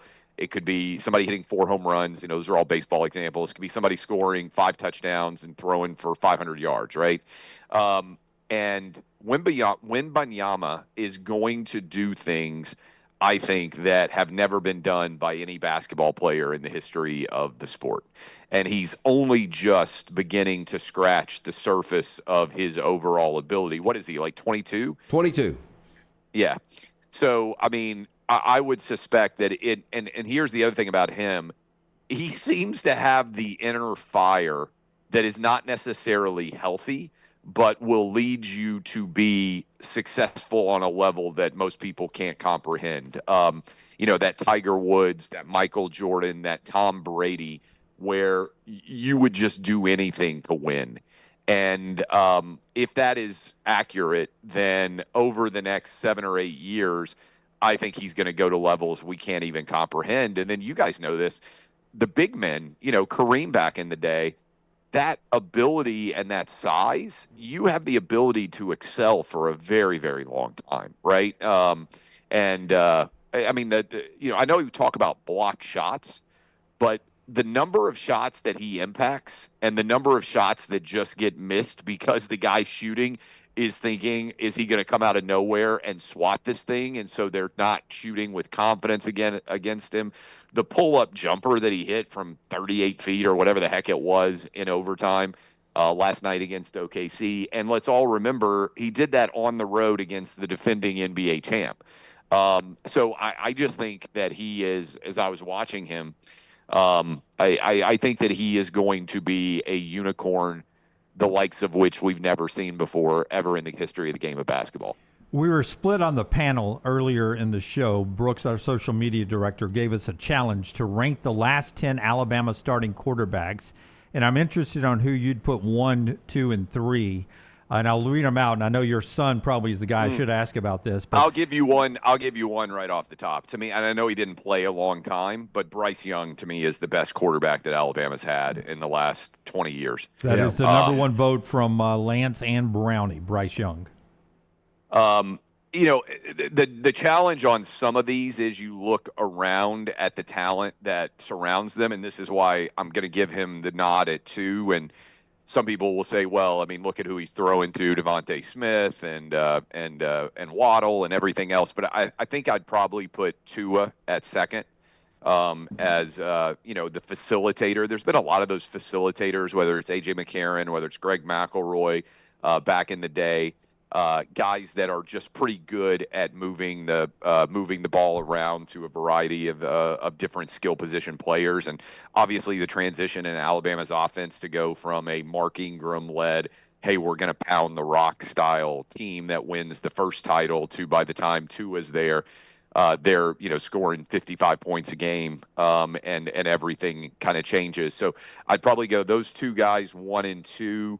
And then I think you're spot on with. I think we all had Tua 2. Yep. So I think you're spot on with LT and Brown so far at Bryce and Tua 1, 2. Okay, so this may be a little bit of a flyer just because, but he played a lot of years. I think I'd probably go A.J. McCarron 3. Yeah, and that's who I had number 1. And Lance got furious. No, it just doesn't make any sense, Clay. I mean, Bryce Young, A.J. McCarron, it's just not even close. I mean, he had him 3rd. No, but I think Clay's not looking at the list. I mean, I think Clay forgets Mac Jones' 2020 season.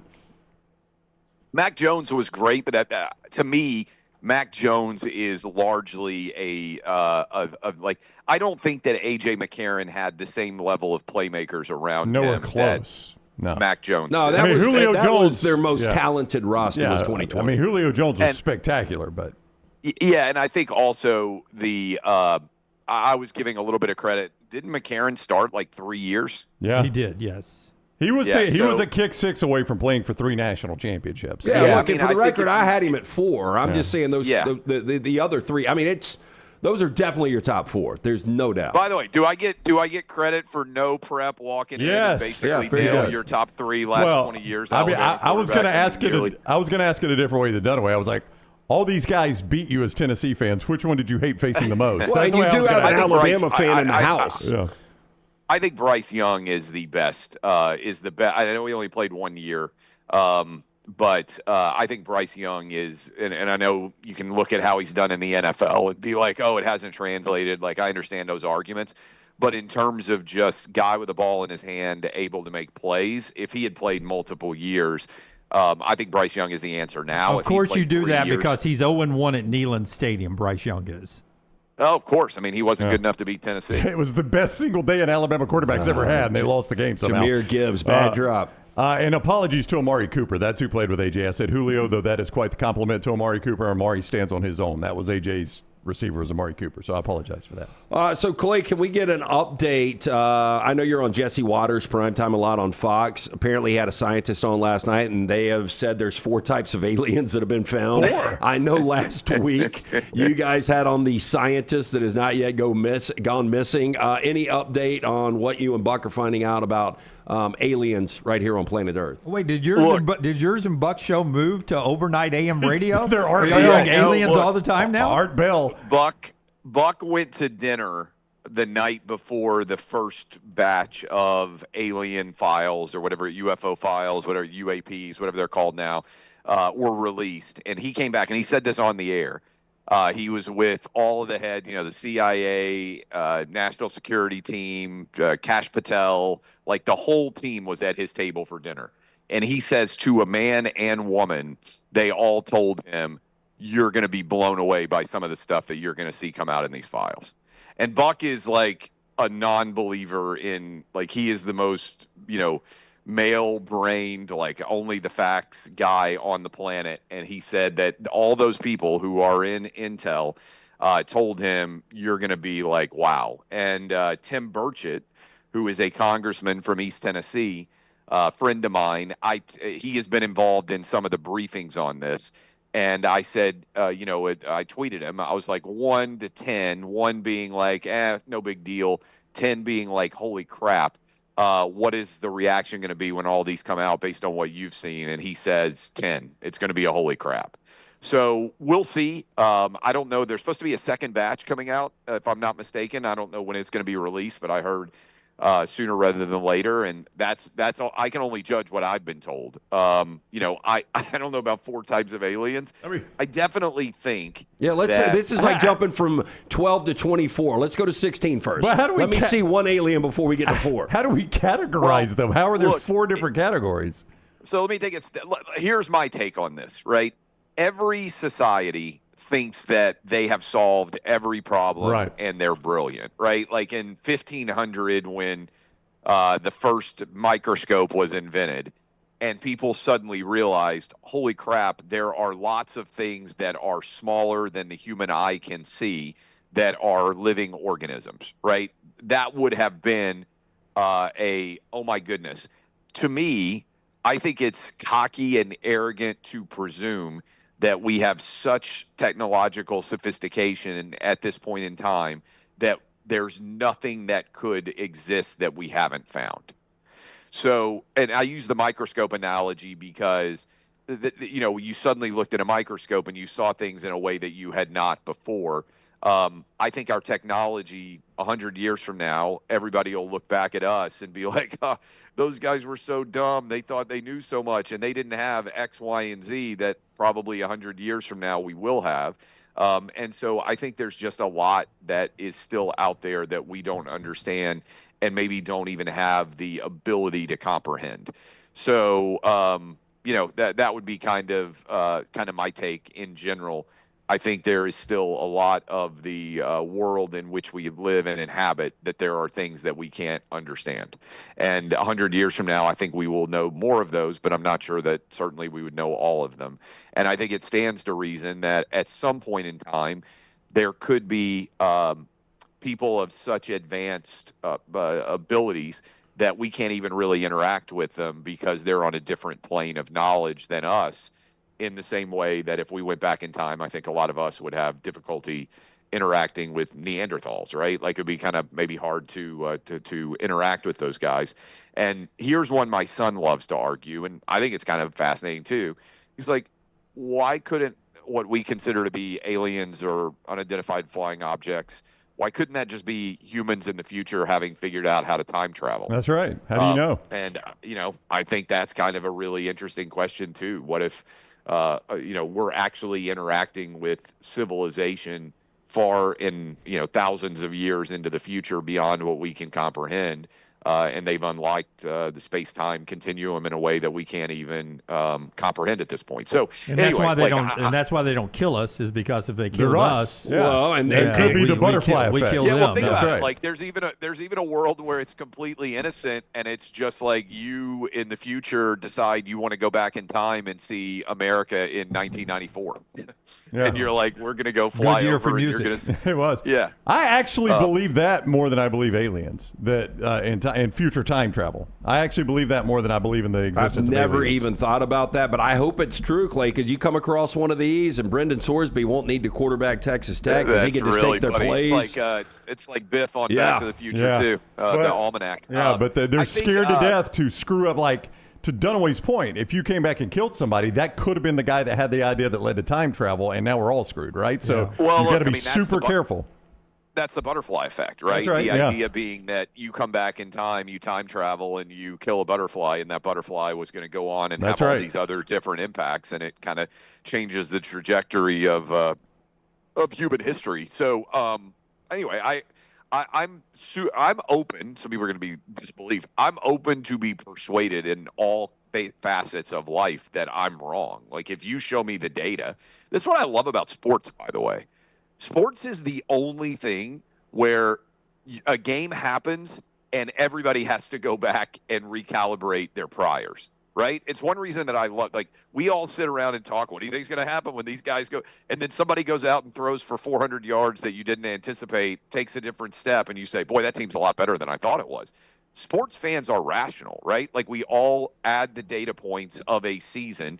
How good is that coach? How good is that running back? What is the overall impact of this wide receiver having a sprained ankle and not being able to play? Like all of sports is about trying to analyze probability and then adjusting your probabilities based on the outcomes, good or bad, of individual games.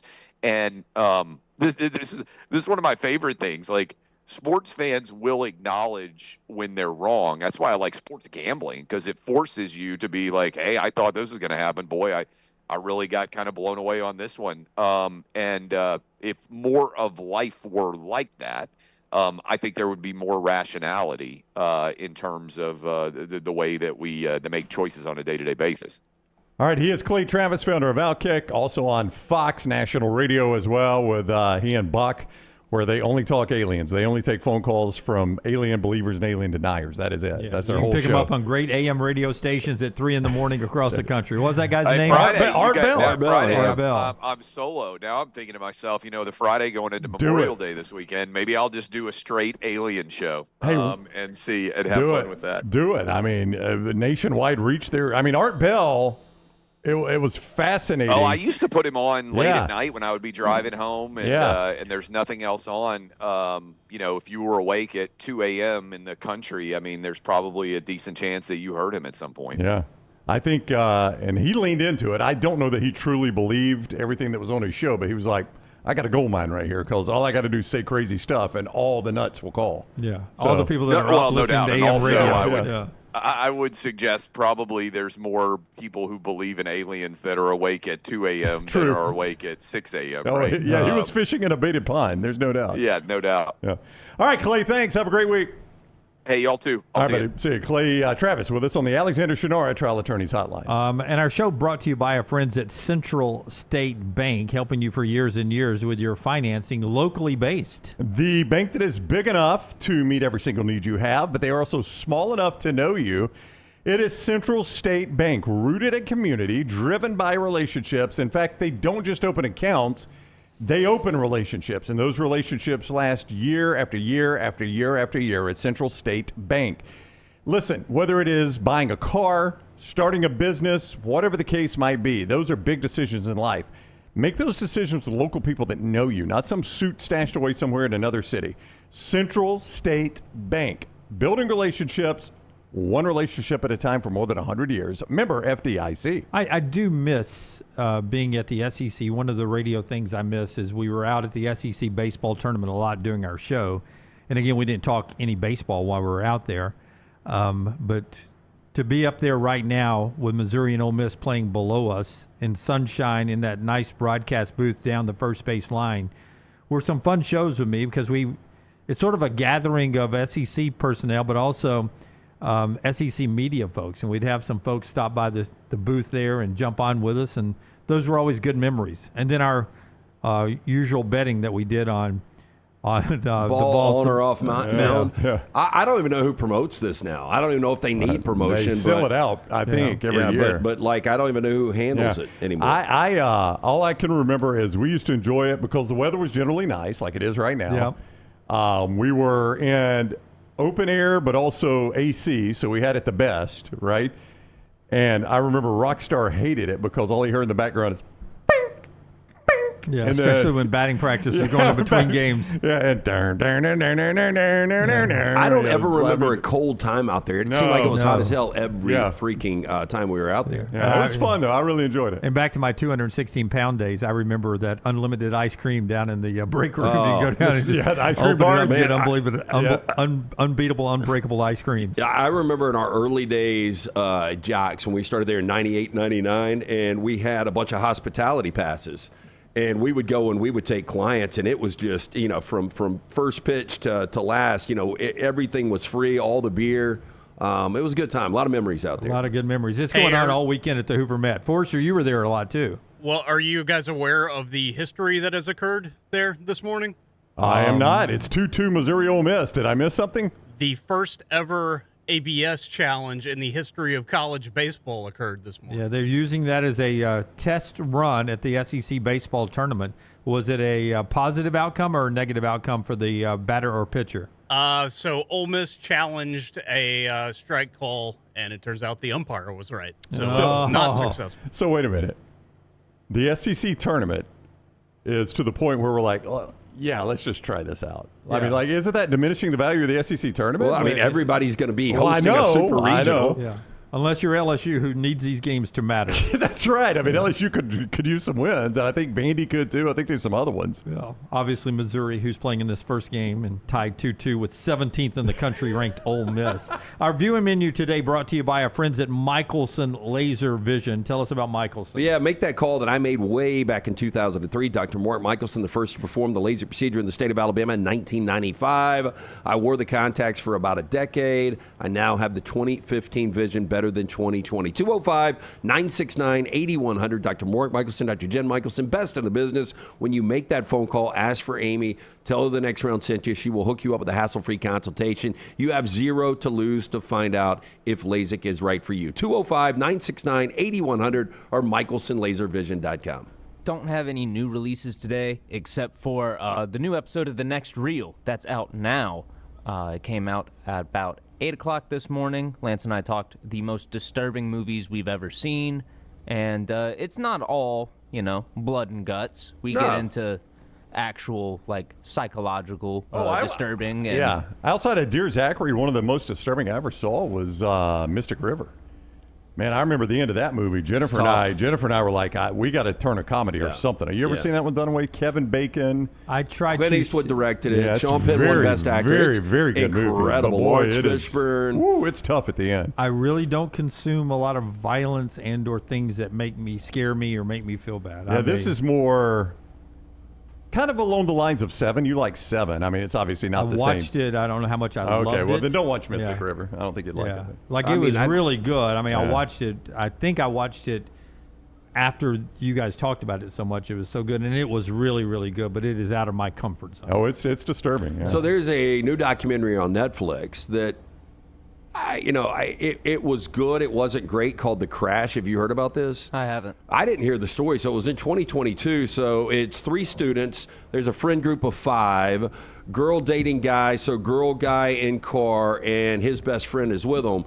And so they run into a wall doing 100 miles an hour. And so it's deemed this horrific accident where multiple people pass away, and then it gets turned into a murder charge. And it's just a deep dive on the relationship between this, girl that had just graduated high school and her, year older boyfriend. But man, I can't believe this thing didn't make more national news. I mean, she was driving a Toyota, but she was driving the Toyota at 100 freaking miles an hour, did not brake one time and hit a wall. Yeah, terrible. Yikes. Yeah, it's one of the worst looking after cars after the accident that you could possibly see. But it's pretty good hour and a half documentary. On Peacock, they've added Hell or High Water to its catalog. It's a great movie. Have you ever seen it, Brownie?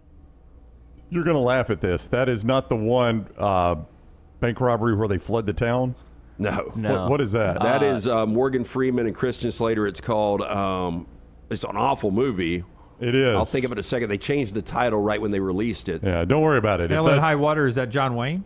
No. It is not. Hell or High Water is a Taylor Sheridan production where 2 brothers rob a a series of banks. Yeah, in their town. Chris Pine, Ben Foster, Jeff Bridges is in it. It's an incredible movie. I think I have seen that. So far, if there's a flooding of a town at some point, Brown is pretty right. close. Yes. No flooding of the town. I mean, high water's got to come in at some point. Yes, They cross a river. Yeah, we know where hell is. No rivers in the movie. Well, I thought the funniest part of that movie, and it's not meant to be a comedy at all, is robbing banks in Texas. How all of the customers are going to have weapons, and at the end, that those final shootouts, how you've got so many just regular, just citizens, Just average Joes, good guy with a gun. It's a really, really good movie, though. Yeah, it's very solid. Tubi has also added a bunch of movies to its catalog, and I recommend Tubi for anybody who just likes watching movies. They've got a great selection, and it's all free. They've added, Hancock to its catalog. Will Smith movie from 2008-ish, give or take a few years. Drunk superhero? Yeah, where never seen it. He signed to the Declaration of Independence? He did not. Oh. He has amnesia, and the nurse asked him for his John Hancock, and he thought that was his name. Close. There you go. Okay. A little tie in there. But yeah, I thought it was pretty decent for its time. Charlize Theron, Jason Bateman also in it, and they planned to make a sequel, but never did. They've also added Tombstone to its catalog. Everybody here loves that movie. And Hereditary, which could have made yesterday's list in the next reel because it is very disturbing. But Ari Aster, the director, does come up. On Netflix, another movie that may or may not come up in the next reel, Schindler's List. Oh, very good.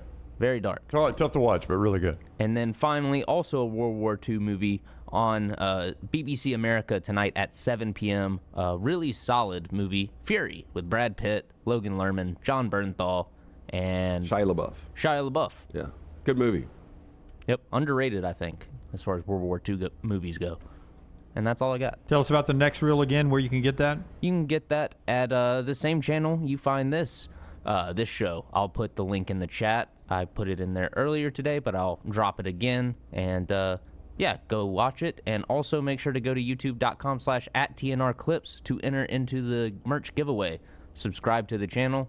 Send a screenshot showing me that you're subscribed to TNR Clips with the subject line contest entry, and you'll be entered to win some sweet TNR merch. Yeah. Ask yourself what's keeping you from watching the next reels. Make it part of your appointment viewing every week, right? Go and subscribe to that. It'll kick right into your feed. The next reels. Go and enjoy that. Crane U gets us to our next break, a chance for you to change your careers. Yeah, our friends at Crane U want to remind you the first step, if you're curious about that career in the crane industry, the first big step is getting certified and becoming fully compliant. Crane U, here to guide you every single step of the way, from first-time operators to seasoned professionals seeking recertification. Their industry-leading training programs built for all experience levels, backed by a team with over 100 years of combined real-world expertise. Crane U delivers the knowledge, hands-on skills, and confidence you need to succeed in the field. Inspections, training, certifications, whatever you need, Crane U's got you handled. One call you make, and you are good. For more information, craneu.com. That is craneu.com. From driveways to interstates, accidents happen fast. The insurance company's response? Here's our offer. Take it or leave it. Leave it. Call Alexander Shinar Trial Attorneys. Over 250,000 clients. And no, they don't accept lowball offers. They fight, they win. Over $2 billion recovered. Call now for a free consultation. 659-777-7777 or alexwins.law. Physical office location, Birmingham. Hey, Lance Taylor from the Next Round to tell you about one of our favorite places for breakfast, lunch, and dinner. That is Hamburger Heaven since 1982. Hamburger Heaven has been serving Birmingham's best hamburgers, cheeseburgers, French fries, hand-spun milkshakes, and sandwiches made fresh to order. All of their ingredients are fresh and prepared daily. This includes their beef, always fresh, never frozen, hand-pattied each and every day. For breakfast, lunch, or dinner, visit any of the 4 locations, Highway 280, Irondale, Gardendale, and Homewood. At Central State Bank, we are large enough to serve you and small enough to know you. Manage your money with ease, whether it's mobile banking, hassle-free checking, competitive loans, business solutions, or personalized financial advice. We're your hometown bank with big-time service. Visit us today and experience banking made simple, because at Central State Bank, you come first. Member FDIC. Never miss anything from the next round when you listen on demand through the podcast platform of your choice. Apple, Spotify, iHeart, or Google Podcasts. Wherever you listen, always like, follow, subscribe, and turn on automatic downloads so you catch every part of the next round. Listen anywhere in the world at any time on the Next Round podcast feed and support the show by following, subscribing, and turning on automatic downloads on any podcast platform. Thanks for always making the next round a big part of your day. Hey, there's nothing worse than waking up to a plumbing problem. Don't get caught in a flooded house. Call the guys at Hemp Hill Services. Adam, Chad, and the team at Hemp Hill are the only ones I trust to fix it and fix it right the first time. Hemp Hill Services does it right and always at a fair price. For all of your plumbing, cooling, and heating needs, trust the name that Birmingham has trusted since 1954. That is Hemp Hill Services. Call now, 205-229-2090. That's 205-229-2090. Remember the name Way to Wellness if you're battling weight loss in your life. I'm Jim Dunaway from the Next Round. There was a time I was over 216 pounds until Way to Wellness helped me lose 45 pounds, and now for over 2 years, they've helped me keep that weight off. Here's their website, aplanforme.com, aplanforme.com. That's a great name for a website because there's no cookie-cutter plan. Everything is designed specifically for you. No contract, no sign-up fees, and your first consultation is free at Way to Wellness. Storm season is here. Make sure you have a plan of action in place right now. Greg from Pell City and Storm Restoration Roofing should be your first call when storms hit. Insurance companies love working with Storm Restoration Roofing because of Greg Nelson's name and reputation in the industry. When storms hit, call Greg Nelson. He's local, 205-542-3531. He's the home of the free no-cost roof inspection. Greg from Pell City on Facebook, 205-542-3531. It's Storm Restoration Roofing. Stop by the New York Butcher Shop and pick up the finest in certified Angus prime beef steaks and burgers, premium pork chops, ribs, and all-natural chicken cut to order just for you. Their chef-prepared entrees and side dishes are the perfect dinner-to-go choice for your family and are ready to heat at home. With a great selection of fine wines and desserts, the New York Butcher Shop is your one-stop dinner shop. 2 locations to serve you, Cahaba Heights and on Highway 119 in Greystone. The New York Butcher Shop, rare quality, well-done service.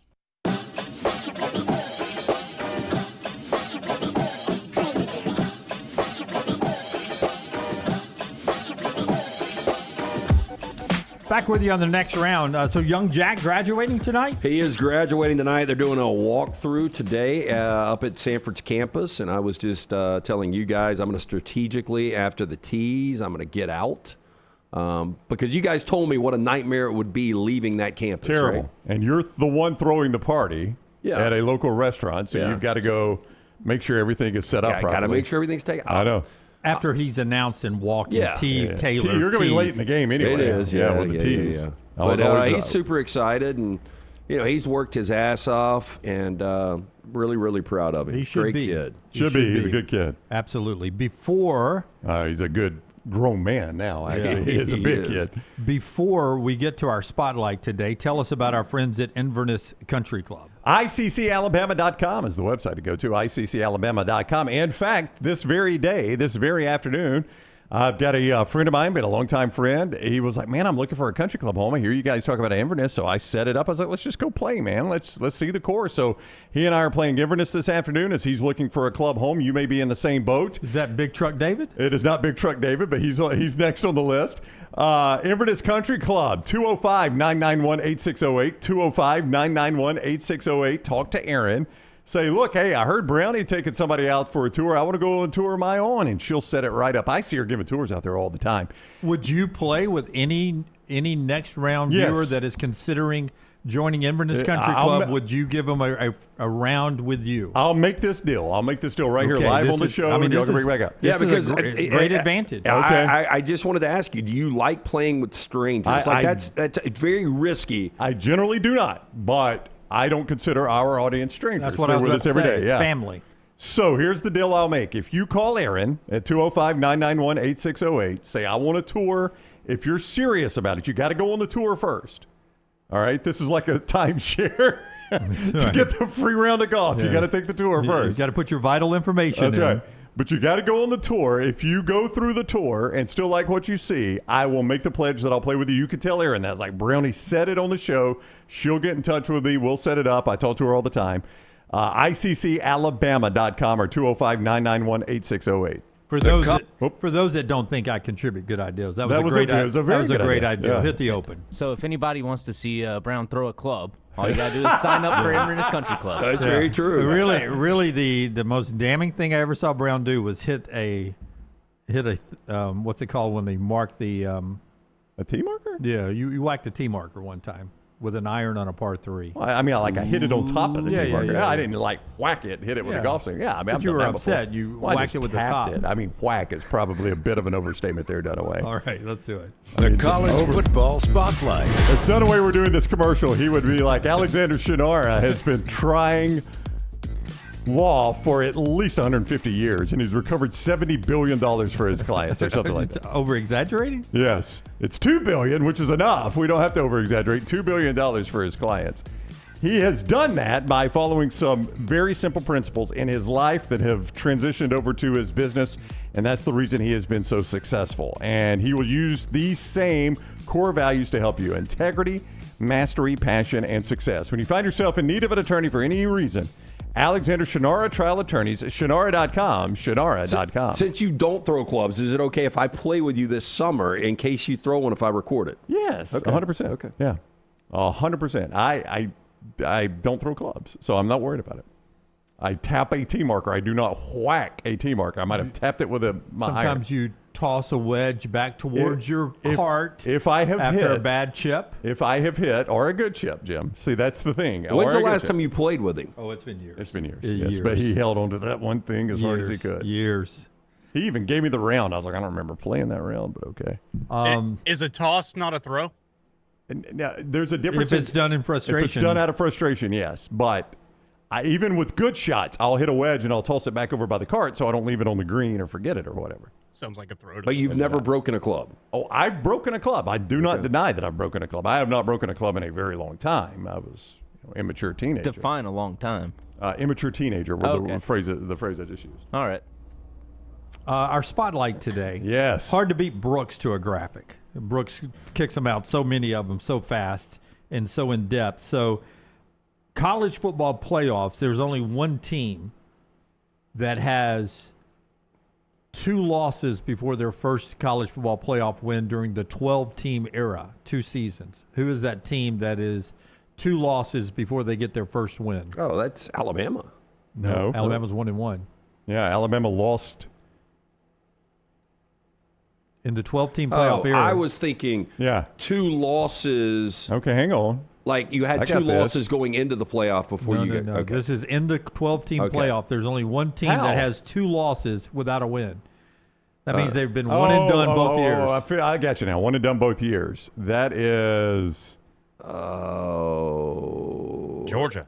Georgia Bulldogs. Boy, we just do not use them in these. They are 0-2. They're the only team that has lost 2 games without getting their first playoff win. I do think they had an excuse in year 1 when Carson Beck goes out. And I mean, do you think Beck would have beaten Notre Dame? I felt like Notre Dame was a much better team in that game, but maybe I'm just wrong. I think Beck would have beaten him. I mean, Gunnar Stockton was getting that first start. Yeah. So there are 3, 6, 8, 10 teams that are 0-1 with no playoff win, that have made the playoffs, that don't have a playoff win, and they've all got 1 losses, so they've all been one and done. My question to you guys in our spotlight today, and I'll give you the teams. The team that is most likely to join Georgia with a second playoff loss before they get their first playoff win.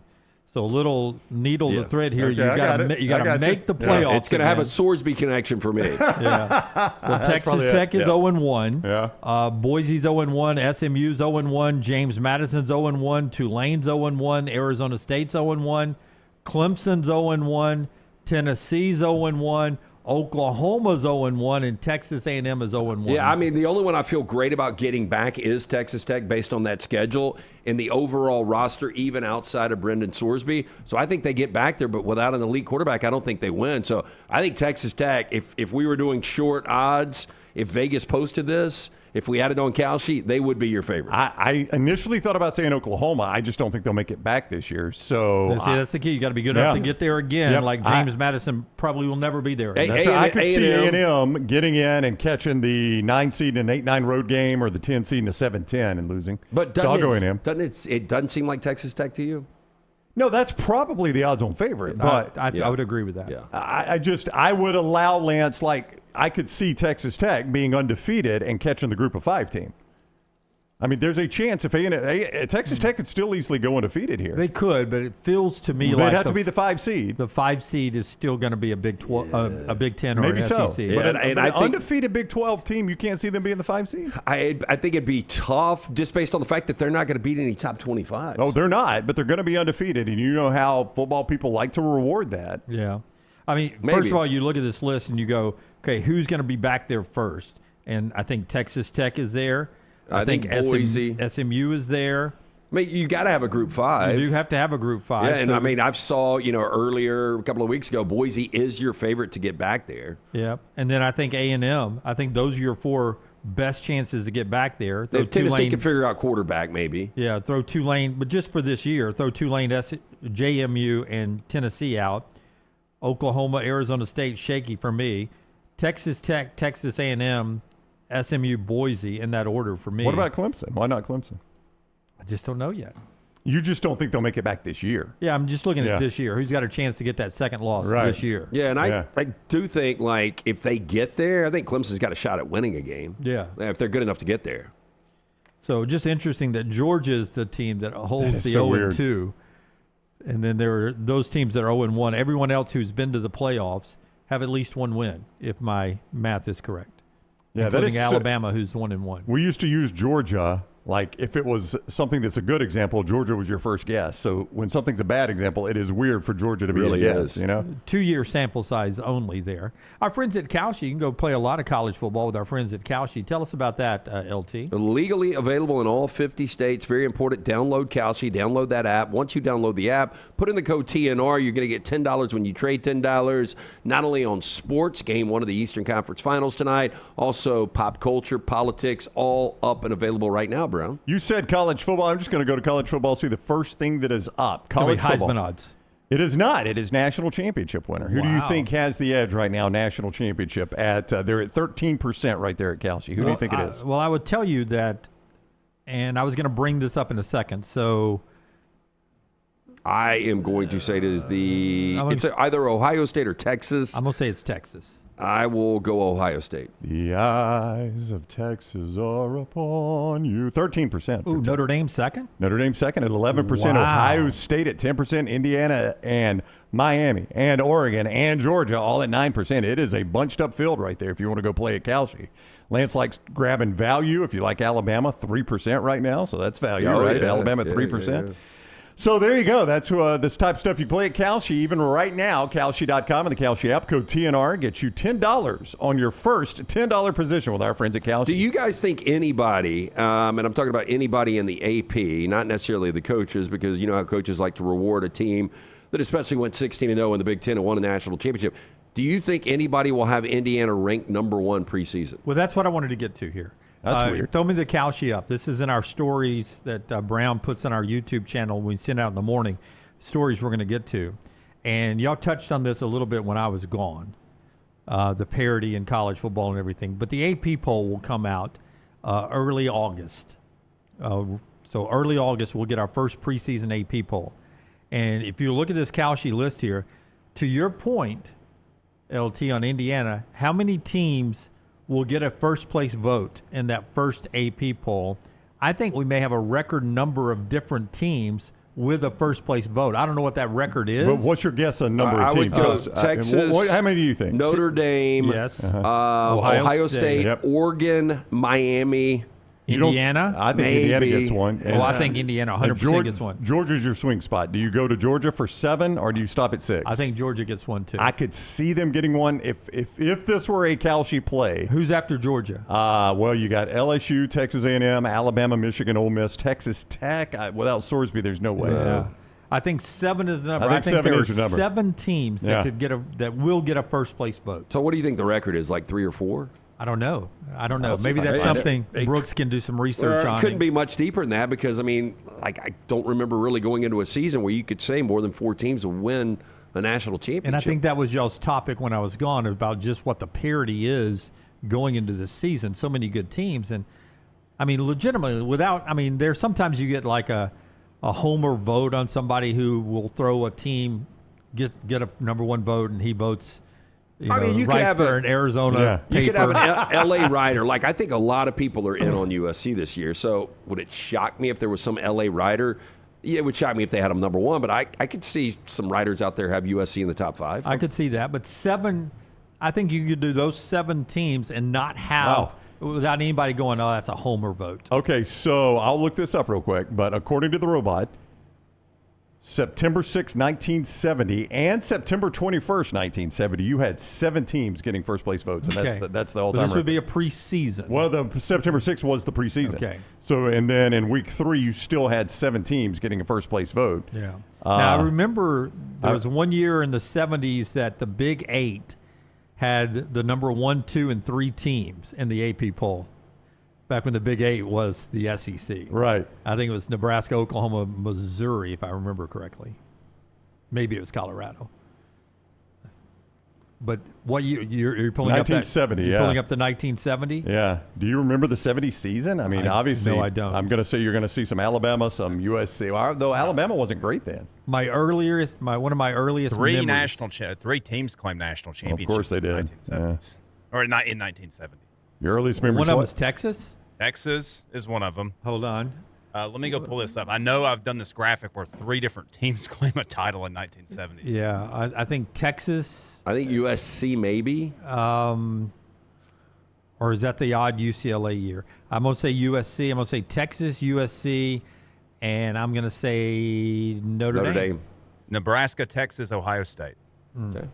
Missed on all those. Okay, I only see 5. So who was the true national champion that year? Nebraska was the AP and football writers. Texas was the coaches, and Ohio State was NFF, whatever that is. National Football Foundation. Yeah, that would have been the Grantland Rice. What's that that bowl? MacArthur Cup Bowl.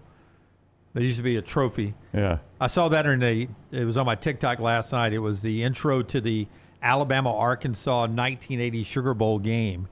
And one team, when the day is done, will claim the MacArthur Bowl, the trophy that signifies the national champions. And Alabama was number 1 defending champion from 78, playing a 6th-ranked Arkansas Lou Holtz team. Meanwhile, Ohio State, who was number 1 in a different poll, was playing USC, who I think was number 2 in both polls at the Rose Bowl. And I think USC had only been tied, and they were co-champions in 78. Had to be all pieced together, according to Keith Jackson back in the day. Such a stupid system. Alabama ended up winning both polls in 79. I was assuming it was Keith Jackson, the commentator, based off your impersonation. Yeah. It was unbelievable. So I don't disagree. I think it's at least going to be 6. I could see 7. If it was Ohio State with the exact same roster coming off of 16-0, would it be unanimous Ohio State? Wouldn't be unanimous, but be close. But it would eliminate a lot of the others. Yeah. Yes. The fact that Indiana's name brand hurt. I mean, you said it yesterday. They take a step back, which they will take a step back. No, all it takes is one loss. That's right. But I don't think anybody out there. I don't know. I just, when we come across the Reese Davises and the Kirk Herbstreets and the Joel Klatts, nobody is going to have Indiana winning the national championship. So your preseason AP in 1970, Ohio State was number 1. You're going to see a lot of familiar names here, by the way. Ohio State number 1. They had 19 first place votes. Texas number 2 was 7. USC number 3 was 6. Arkansas number 4 with 1. Ole Miss number 5 with 1. Keep in mind now they won some AP they claimed some championships in the late 60s. Penn State was number 7. They had a first place vote, and LSU number 12 with a first place vote. Auburn started that poll. So was that 7 or 8? It was 7. Okay. Alabama was 16. Auburn was 20. They only did a top 20 back then. Yeah, I don't think there's any way we get more than 7. And then week 3 is where it got insane. You had a bunch of upsets.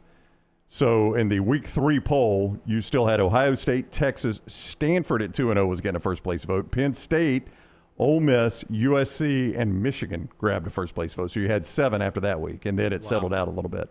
Wow. It was a pretty crazy season. Really. That's parity back then. Yeah. I mean, 6 last year. Is that what you said? Oh, I don't know. Yeah, we had 6 last year. Oh, did we really? Six in different preseason? first place Yeah, so I votes? just looked this up. Texas had This was preseason AP? this year, or this past season. Texas had 25 first place votes. Penn State had 23 at 2. How bad do we miss already? Go ahead. Ohio State had 11 at 3. Clemson had 4 votes at number 4. Georgia had 1 vote at number 5, and Oregon had 1 vote at number 7. Wow, that's some parity there. By the way, week 4. Good pull, Brooks. Indiana preseason this year, 20th. Yeah, of course. We didn't believe then. Week 7 of that year, Auburn actually moved up to number 6 at 5-0 and had a first place vote. So did Air Force. I mean, we had some random teams in 1970 that were grabbing first place votes. Pat Sullivan's year, man, 1970. Yeah, 1970. We had some swings and misses last year. Texas Tech 23rd preseason, Ole Miss 21st, Indiana 20th, A&M 19th, Oklahoma 18th. How bad would we have voted Ole Miss if we told you Austin Simmons only starts 3 games? They wouldn't have been in the top 25. And Lane Kiffin's not the coach there going into next year. That's right. You'd have been like, what happened to Ole Miss? Yeah, what is going on here? All right, that's our spotlight today. Top of the hour here. 1 more hour to go. The show being brought to you by our friends at Odie's, LT. Odie's Tavern, a great place to get out, enjoy some of the great food. Also, this fantastic weather. There's patios, both locations, the original and Crestline, newest location right there in Edgewood on Broadway and Homewood. Enjoy the great food from Rodney Davis from the Wings, the incredible burgers, fantastic sandwiches like that Diablo sandwich, ice cold beer buckets as well. Live music every Friday and Saturday night. Stop in, see Will Haver and that great staff. Birmingham Institution, it's Odie's Tavern. And our friends at Urology Centers of Alabama, your chance, guys, to stay on top of your health as you age from your 20s to your 30s, 30s to 40s, and so on. And these folks here at Urology Centers of Alabama, they've been doing it for a long time. 10 great locations, the best urologists, and 70 years, a history of 70-plus years of compassionate care. See everything they offer, from prostate health to kidney stones, testosterone treatment, and everything else at Urology Centers of Alabama. 205-930-0920, UrologyCentersAlabama.com. Take the next round anywhere you go with official Next Round gear. Buy yours today at nextround.store. Hop in. Injured in an Uber or Lyft? Here's the problem. Was it the driver's fault? The other car? The app company? Good luck figuring that out while you're trying to heal. Alexander Shinar Trial Attorneys, they've got a guy for rideshare accidents. And here's the best part. They don't get paid unless you do. You heal. They fight. One call, 659-777-7777, or visit alexwins.law. Alexander Shinar Trial Attorneys, because rideshare accidents need an experienced team. Physical offices, Birmingham. Sterling and the fine folks at Champy's Chicken on Highway 119 in Alabaster want to welcome you in for a great lunch or dinner starting at 11 a.m. every day. Chicken that's brined overnight and cooked to order, and the taste of the Delta with those Delta recipe tamales. Champy's is perfect for all your tailgating needs this football season. You can also choose Champy's for your next party, wedding, or birthday. Great food, great people. Champy's Chicken on Highway 119 in Alabaster, and everything online at champyschicken.com. At Central State Bank, we are large enough to serve you and small enough to know you. Manage your money with ease, whether it's mobile banking, hassle-free checking, competitive loans, business solutions, or personalized financial advice. We're your hometown bank with big-time service. Visit us today and experience banking made simple, because at Central State Bank, you come first. Member FDIC. Next Round shirts, Next Round hoodies, and Next Round hats all in one place, nextround.store. Find your favorite piece of gear from your favorite show and put it in your rotation. You never know, you might be in one of our videos showing Next Round gear being worn all over the world. Find all of your favorite Next Round gear by visiting nextround.store. Place an order for you and that big Next Round fan in your life at nextround.store. Look your best at work, at school, at the stadium, or anywhere you go wearing Next Round gear from nextround.store. Hey, Lance Taylor from the Next Round to tell you about one of our favorite places for breakfast, lunch, and dinner. That is Hamburger Heaven since 1982. Hamburger Heaven has been serving Birmingham's best hamburgers, cheeseburgers, French fries, hand-spun milkshakes, and sandwiches made fresh to order. All of their ingredients are fresh and prepared daily. This includes their beef, always fresh, never frozen, hand-pattied each and every day. For breakfast, lunch, or dinner, visit any of the 4 locations, Highway 280, Irondale, Gardendale, and Homewood. Remember the name Way to Wellness if you're battling weight loss in your life. I'm Jim Dunaway from the Next Round. There was a time I was over 216 pounds until Way to Wellness helped me lose 45 pounds, and now for over 2 years, they've helped me keep that weight off. Here's their website, aplanforme.com, aplanforme.com. That's a great name for a website because there's no cookie-cutter plan. Everything is designed specifically for you. No contract, no sign-up fees, and your first consultation there's nothing worse is than free waking at up to Way a to plumbing Wellness. problem. Don't get caught in a flooded house. Call the guys at Hemp Hill Services. Adam, Chad, and the team at Hemp Hill are the only ones I trust to fix it and fix it right the first time. Hemp Hill Services does it right and always at a fair price. For all of your plumbing, cooling, and heating needs, trust the name that Birmingham has trusted since 1954. That is Hemp Hill Services. Call now, 205-229-2090. That's 205-229-2090. Stop by the New York Butcher Shop and pick up the finest in certified Angus prime beef steaks and burgers, premium pork chops, ribs, and all-natural chicken cut to order just for you. Their chef-prepared entrees and side dishes are the perfect dinner-to-go choice for your family and are ready to heat at home. With a great selection of fine wines and desserts, the New York Butcher Shop is your one-stop dinner shop. 2 locations to serve you, Cahaba Heights and on Highway 119 in Greystone. The New York Butcher Shop, rare quality, well-done service. Jim Dunaway, Lance Taylor, Ryan Brown. The Next Round, presented by Bud Light, is on now. Final hour of the show brought to you by our friends at Champy's World Famous Fried Chicken, champy'schicken.com, where you can go by there and enjoy the great Southern food and also sit around with great people and enjoy a cocktail and talk some great sports. Or right now down there, I'm sure they're debating the 10 best quarterbacks during the last, about 10 years? Yeah. 10 Alabama quarterbacks that we debated to start the show off. That kind of discussion while you enjoy great Southern fried chicken, hand-cut chicken fingers, in-house made sides, in-house made desserts, and, of course, the Mississippi Delta recipe tamales, all at Champy's Chicken, Highway 119 in Alabaster. Go check out Sterling's Place, champy'schicken.com. Brooks has sent out without a note that I did not have Bryce number 1, sent out a composite list from our Twitter account of our rankings of the last 10 starting quarterbacks. I'm also being told that on social media, people are misreading this, saying we're ranking Alabama's 10 greatest quarterbacks. That is incorrect. Of which Jalen Milroe would not slot in at number 9 all time. That was just an idiot on Facebook. Yeah, Okay. It's the last 10 Alabama starting quarterbacks. Literally says it at the top right there. The way the vote ended up was Tua 1, Bryce 2, AJ 3, Mac Jones 4, Jalen 5, Ty Simpson 6, National Championship winning quarterback Jake Coker 7, National Championship winning quarterback Greg McElroy 8, Jalen Milroe 9, Blake Sims 10. That's the way the list ended up. So all 3 of our number 1 didn't end up number 1. That is true. All of ours number 2, because of the way the voting worked, ended up number 1. Forster moved Tua to number 1 because he voted him number 1. There you go. That was a swing vote. Way to go, Forster. He gets Sure to did. roll out the graphic. I feel good about it, too. You know what you are? I feel good about it. You're the Democrat going today to vote in the Republican primaries on this Tuesday. That's what you're doing. You just screwed up the vote. Here you go. Here's mine and Brooks. I would have put Well- Jalen at number 1. Does that make me like the Green Party? Yeah, you're a libertarian. Hurts or Milrow? Just any Jalen? Oh, Hurts. Oh, Yeah. okay, Hurts, gotcha. That's a very good clarification. So, to Scott, make I got to there. ask you, what's your knock on Bryce Young to have him at 3? That's insane. That's insane. Yeah, him being at 3 means he's terrible, right? I'm not saying that. There's not a knock on him. I Okay. mean, AJ's got 2 national championships. 2 is one of the best college quarterbacks I've ever seen in my life. He's the most talented. I agree with Scott on Yeah, that. but I mean, you watched his whole career through a viewfinder this big. How much do you really know him?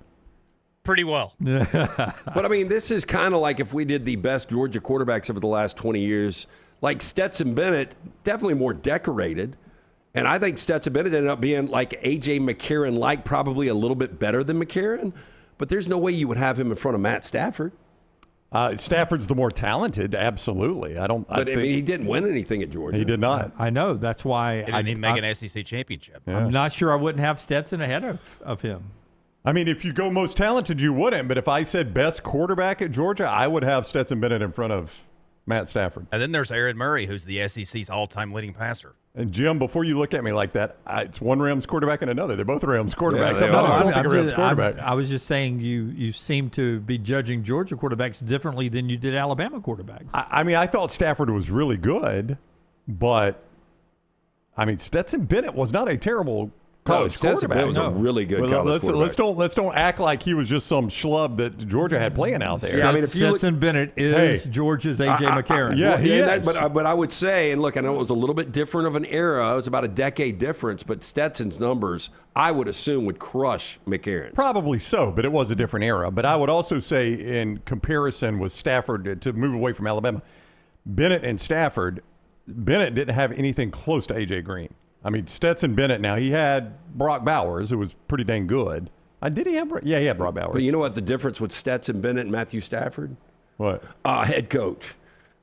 Well, that's true. You had a better Not head even coach. close. But I mean, you had no Sean Marino behind you and throwing to A.J. Green. That's two pretty dang good weapons for Matt Stafford. No doubt. So I don't know. These are hard when you start. They were never on the team at the same time. AJ Green? AJ Green's freshman year was 08. No, Sean was gone to the NFL after 07. Who was their running back in 08? Somebody running good. back by committee. It was a bunch of guys. Always good. Just give us our 3 votes again, just for this hour's audience. If you missed it the first hour, this is the way we all voted. Bryce Young, number 1 from these 2. AJ for me. Bryce number 4 for me. AJ 4 from Lance, and AJ 5th from Ryan Brown. Brown, not a Stallion season ticket holder either. Sorry, I'm wrong, Brown. You were right. I knew I was He right. was on the team in 08. Yeah, if you're going to be My quick bad. to correct, let's get it right. Yeah. So that's our list. Go back and see the entire discussion, either on our social media platform at Next Round Live. Like and follow on all the platforms. Go watch and listen to us on Spotify or here on our YouTube channel or wherever you get your podcasts. Hour number 1, about halfway through segment number 1, is where we had that discussion. Back into our conversation about college football, brought to you in a brilliant move. Alert your Auburn friends. We're about to talk positively in 2 different platforms about Auburn here. Brought to you by our friends at Michelson Laser Vision. 205-969, 8100, the number I called way back in 2003. Wore the contacts for about a decade, was legally blind, didn't even realize it had the 2200 vision. After the procedure, 2015 vision, better than 2020. If you were sick of wearing contacts or eyeglasses, sick of wasting that money, stop procrastinating, make the phone call today, ask for Amy, tell her the Next Round sent you. She's going to hook you up with that hassle-free consultation. 0 to lose to find out if LASIK is right for you. Dr. Mark Michelson, Dr. Jen Michelson, 205-969-8100 or michelsonlaservision.com. All right, so if I was going to ask you, Brown, in the NIL era, and you're Alex Golesh, and you're in between practices, you got a little time to hop on a private jet, who would you go see in this day and age of money? Well, I would have answered this the same way, having not seen the photo, but I have seen the photo. Put the photo up, my friend. I would go see Tim Cook. I don't know how active he has been in Auburn's NIL. Again, we just always assume these billionaires or 100 millionaires that went to school at a place are just going to easily part with their money to pay players. And I think that is such a faulty assumption because of a couple things. Number one, these billionaires don't become billionaires without investing in things that have a return on investment. And sure, there's an emotional return on investment for them on this stuff, but not a financial return on investment. You're just giving a kid $2 million, and you're never going to see a benefit from that at all. And number two, Lance, there are probably still some guys out there. I'm not saying Tim Cook's one of them, but they're old school. Like, these kids shouldn't be getting this kind of money to play college football. Well, and look, and that might be the point I was going to go with. Like, I try to get the guy, if you can get the combination of the billionaire with the emotional investment, that's what you get with Cody Campbell in Texas 100%, Tech. but those guys don't grow on trees. Jimmy Rain is one of those guys. He is, absolutely. And I'm getting his money. And I don't know what that would, what that entails, like how much access you got to give a guy like Jimmy Rain, but that's the guy I continue to lean on. But Dunaway, our buddy Charles he doesn't have Tim Cook money, but he's got good money. And Charles has point blank said he's got an issue with funding this NIL stuff, that he'd rather give to the college of whatever rather than NIL, that he's just not crazy about it. So you don't always get it, but I'm telling you what, if I'm Alex Golesh, I'm going to try to hit those pockets right there. Connect the dots back to the Clay interview. Can you give me the picture full again, Forrester? I know I'm asking you to do a lot here. But does that not look like Tim Cook is standing on the tarmac, the runway for a flying saucer to fly in and land there? That's sort of the alien airport at Apple, where a saucer can fly right in there and land and take off right there. Yeah, we got trees out there so nobody can see what we're doing. Like, I go on sales calls all the time. I'm going on one in the next hour and a half. And you take analytics and you explain to a business why, it would benefit them being on your platform. Like, how does Golesh sell Tim Cook? You've got all this money. We don't need much of it. Just give us $20 million. Here's what You'll never miss it. Yeah, he's worth, according to the robot, $2.9 billion. Okay, if you're going to sell Tim Cook, I think you got to sell him this way. How often do you watch Auburn football? And what do you think his answer is to that? Now, I've seen him at games, but just guess. What do you think? I mean, I would think he would say, I watch every football game. Okay. No, I think he'll say, I watch as much as I can. Hope for Stephen Pearl, he says, I watch more basketball than I do football. Yeah. Well, I'm going to say he watches the Alabama game and maybe one of them. Well, then you've got a tough sell. Yeah. That's all he watches. Yeah, that's when I walk in. I've never advertised in my life. Yeah, no. We don't have a budget. Yeah, but you would hope he says, man, I watch Auburn as much as I can. Well, how much have you enjoyed the last 5 or 6 years of doing it? I haven't at all. But we can change that. This day and age. I'll put that in perspective for you. For me, that's like you feeling like it's an iPhone update. Yes. That's how much I've enjoyed that. Well, this day and age, there really is only one way to change that, Tim, and that's why I'm here today. And if you can't sell him on that, I don't know how else you sell the guy. Which would be more valuable, a one-time Tim Cook donation or to convince him as the CEO of Apple to have Apple on the field or on the jersey? As long as it goes to NIL, you probably... Yeah, I think that would be more valuable. Yeah, but now if I'm an Apple shareholder, I'm like, what are we doing here? Why am I advertising on Auburn's field and Auburn's jersey? We got to aim higher than that. And you're advertising Should a lot of different places. The New York Yankees? Well, yes, that's what I'd want to be, is on Should the New York Yankees or the LA Lakers or something like that. I mean, that seems like... Yeah, but still, that's high profile. That's SEC. I mean, like, if you're going to be involved in the NBA, the second biggest sport right now in America is college football. Yeah, but I would tell you the best jersey patch logo that sticks out, and the only one I can name right now off the top of my head is OKC's Loves. That thing pops. It really does. That Loves Truck Stop Well, because it kind of color combination, it kind of blends in there. But it pops. Here's the way I would sell it. Hey, you're buying basement right now, Tim?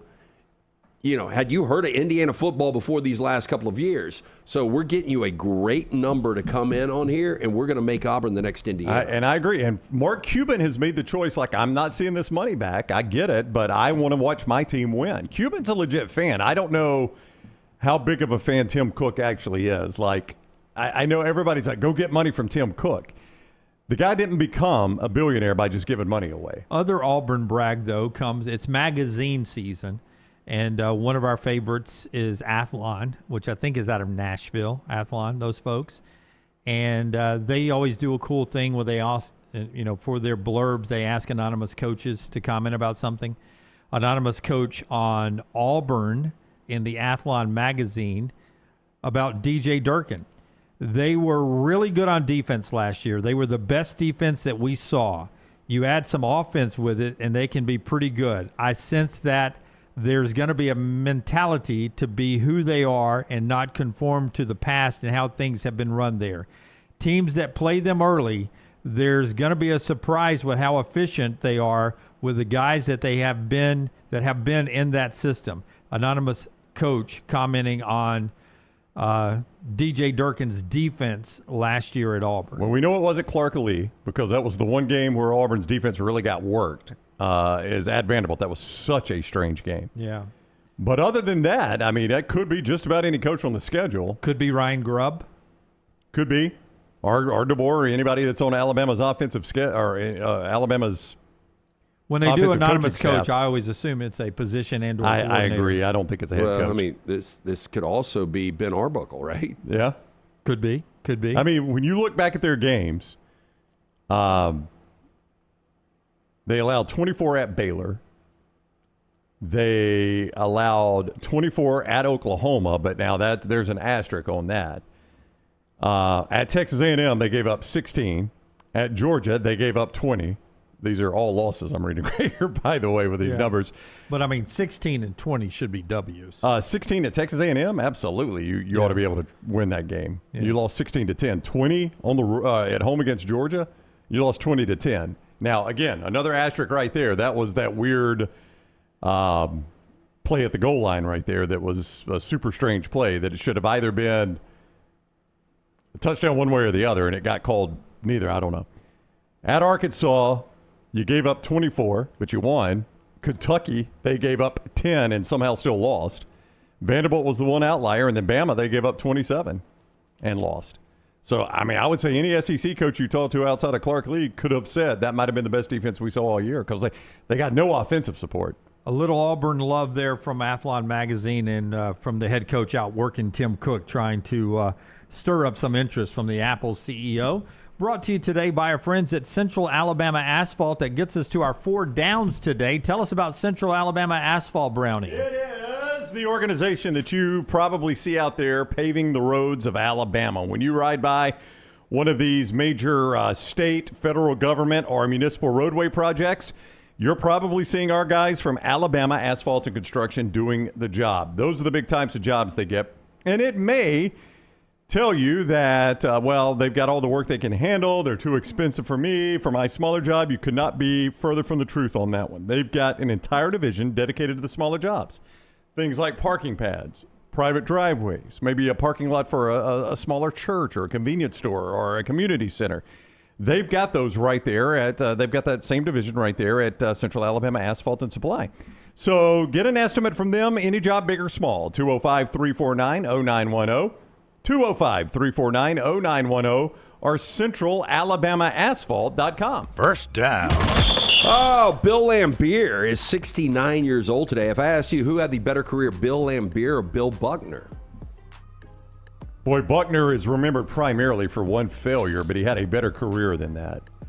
Laimbeer is remembered for, at least for me, remembered for just being an enforcer on one of the toughest teams ever to play the game. I'm going to go. Laimbeer was a better player than people think. That's what I'm saying. Yeah. I think Buckner was too. I'm going to go reluctantly Bill Laimbeer, 2-time NBA champion. Right? Yep. Back-to-back for the Pistons. Did the Pistons win back? I thought it was 89 and 90. I thought they won 89 and 90. I thought they were back-to-back as well. Yeah, maybe they were. I thought it was one, and then they won again in 2004. The bad boy Piston, let's see, world champions, 89, 90, and 2004. Yeah, because didn't Rodman a 5-time champion? I think so. Boy, those Pistons teams, when I watched the 30 for 30 on them Dunaway, I wish I had liked them more. Yeah, to me be honest. too. I say them. that a lot, but about the Miami Hurricanes and the Pistons. That was the end of the Showtime Lakers. Yeah, the it back was. end of them. And that was, I mean, you're talking about, Joe Dumars, Vinnie Johnson, Isaiah Thomas. I mean, those were great teams. The 2004 team was just a collection of really good players. Yeah, but those late 90s teams, and it's why those late 80s, early 90s teams, it's why Jordan was so kind of late getting on the scene, because they figured out we can just clobber Jordan and they won't call it. But you had multiple. Like, you had not only Laimbeer, you had Rick Moore, and you also had Dennis Rodman. You had some physical guys. Yeah. Yep, and a good coach in John Daly. Chuck Daly. Chuck Daly. Yeah. John Daly would be fun to watch. Chuck Daly was a great coach. Yeah. I think I would go Bill Laimbeer, but close. Chuck Daly, he was a coach on the Dream Team, right? Was he the head coach of the Dream Team, Chuck Daly? Chuck Daly. Yeah, he was the head coach. 92. Yeah, all right. Second down. Pete Townsend of Who fame, 81 years old today. If I asked you ultimately better career, Pete Townsend or Pete Maravich? I think I'll go Pistol Pete on this one. I will too. Different game back then. Yeah. I mean, the Who is a good band. Where is really good Pete band. Townsend considered his all-time guitarist? Now, is Who a two-person group? No. Like it's the lead singer and the guy that plays the guitar? I mean, I know they have other instruments, but was the Who just two people, or was the drummer a person? Yeah, that Keith people Moon. knew? It was a person, yeah. Okay. The drummer was a person, yes. Yeah, but you know what I mean. Was part of the band. Roger Daltrey is the lead singer. You had Pete Townsend, Keith Moon. Yeah, Keith Moon is widely considered to be one of the greatest drummers in rock history. And so he's part of the Who. Okay. Yeah. Didn't Townsend write a lot of the songs? Ooh, I know he tore his fingers up a lot. I don't know. I mean, Forrester, where is Pete Townsend considered guitar-wise? I mean, he's a legend. Rolling Stone ranked him 37th. Wow. Out of 250. Out of 250. Okay. Well, if we ranked all-time NBA players, I think we probably sleep a little bit on Maravich again in today's era. Well, he just didn't have a great NBA career, but he had one of the greatest college careers we've ever seen. No doubt. But I'm just saying, if you would have, in today's Steph Curry kind of led era where it's all about shooting the three, I mean, Maravich would have been insane. I think I'm going to go Pistol Pete. We rated our top 50 guitarists of all time. These guys upset with me that I had Taylor Hicks right ahead of Pete Townsend because Taylor Hicks won a American Idol, won a championship. and Taylor watches the show. Yeah, you would have Taylor Idol. Swift. Yeah. Taylor Swift, underrated guitar player, right? Benchmark for all guitar players. Did Townsend write songs? I think he was a songwriter. A Who wrote Bob O'Reilly? I mean, that's their most famous song. I mean, you don't have to look it up. I don't really care. I just asked that as a rhetorical question. To fill time. Yeah. Third Not really. down. It was on my head and I said it. Archie Manning, 77 years old today. Ultimately better career, Archie Manning or Sam Darnold? I mean, So Archie, not Arch. Yeah.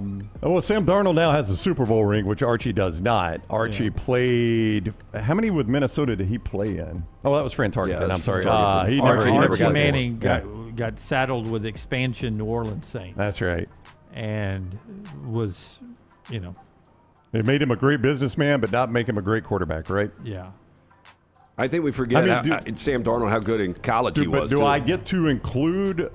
Now, Archie was Archie's- obviously better in college. Do I get to include Archie's business career? Because this is easy if I do. Well, yeah, sure. I mean, the Manning family has made a ton of cash. I mean, it's tangential to sports, but Yeah, I would say Arch just on the field. I would still say Archie Manning over Darnold. Yeah, I just think Darnold's got a lot left too. You were super young, Dunaway, but his college career was. I mean, Archie? Yeah, I mean, he was a highlight reel, wasn't he? I mean, he was the first primetime college football regular season game broadcast. Archie and Scott Hunter at Legion Field, 1969. We found out that in Ole Miss pretty good though. Fourth down. I'm going to lean Darnold, but I think I'll go Manning. Yeah. By the way, Pete Townsend, principal songwriter of the Who. Oh, was he? Yeah. Okay. Here we go. Kevin Garnett, 50 years old today. Andre the Giant would have been 80. Kevin Garnett or Andre the Giant? Andre the Giant. Bigger human or better career? Better career. Kevin Garnett had he's one of the top 4 or 5 number 4s of all time. I'm going to agree, Andre the Giant, just because of how iconic the guy is and the incredible stories. But shouldn't sleep on Kevin Garnett. No. Kevin Garnett incredible. for me. I'd go Kevin Garnett over Andre the Giant. And he had some crossover appeal too. He was in The Princess Bride. Yep. Is that right, Andre the Giant? You got that right. Yeah. Kevin Garnett was in Uncut Gems with Adam Okay. Sandler. I forgot about He's that. been popping off in movies too. Yeah. But there was also a street artist that did a sketch of Andre the Giant's face and started putting it on T-shirts and stickers and grew it into a multi-million-dollar brand. Did he I thought really? you were going to say Andre the Giant's head on Kevin Garnett's body. That'd be an odd look. Would that be the ultimate bobblehead? Yeah. I think much. Could KG's frame support that? I don't think so. Neck would snap Is immediately. Kevin Garnett the Chris Bosh of that group, though? Chris Bosh never gets the credit No. with the Heat. Kevin Garnett was so much better than Bosh. No. Okay. I'm just saying, like, do you give Paul Pierce and Ray Allen more or Kevin Garnett? No, because Kevin Garnett. Okay. Yeah. Because of Paul the- Pierce probably just because of the length he was with the Celtics. Yeah.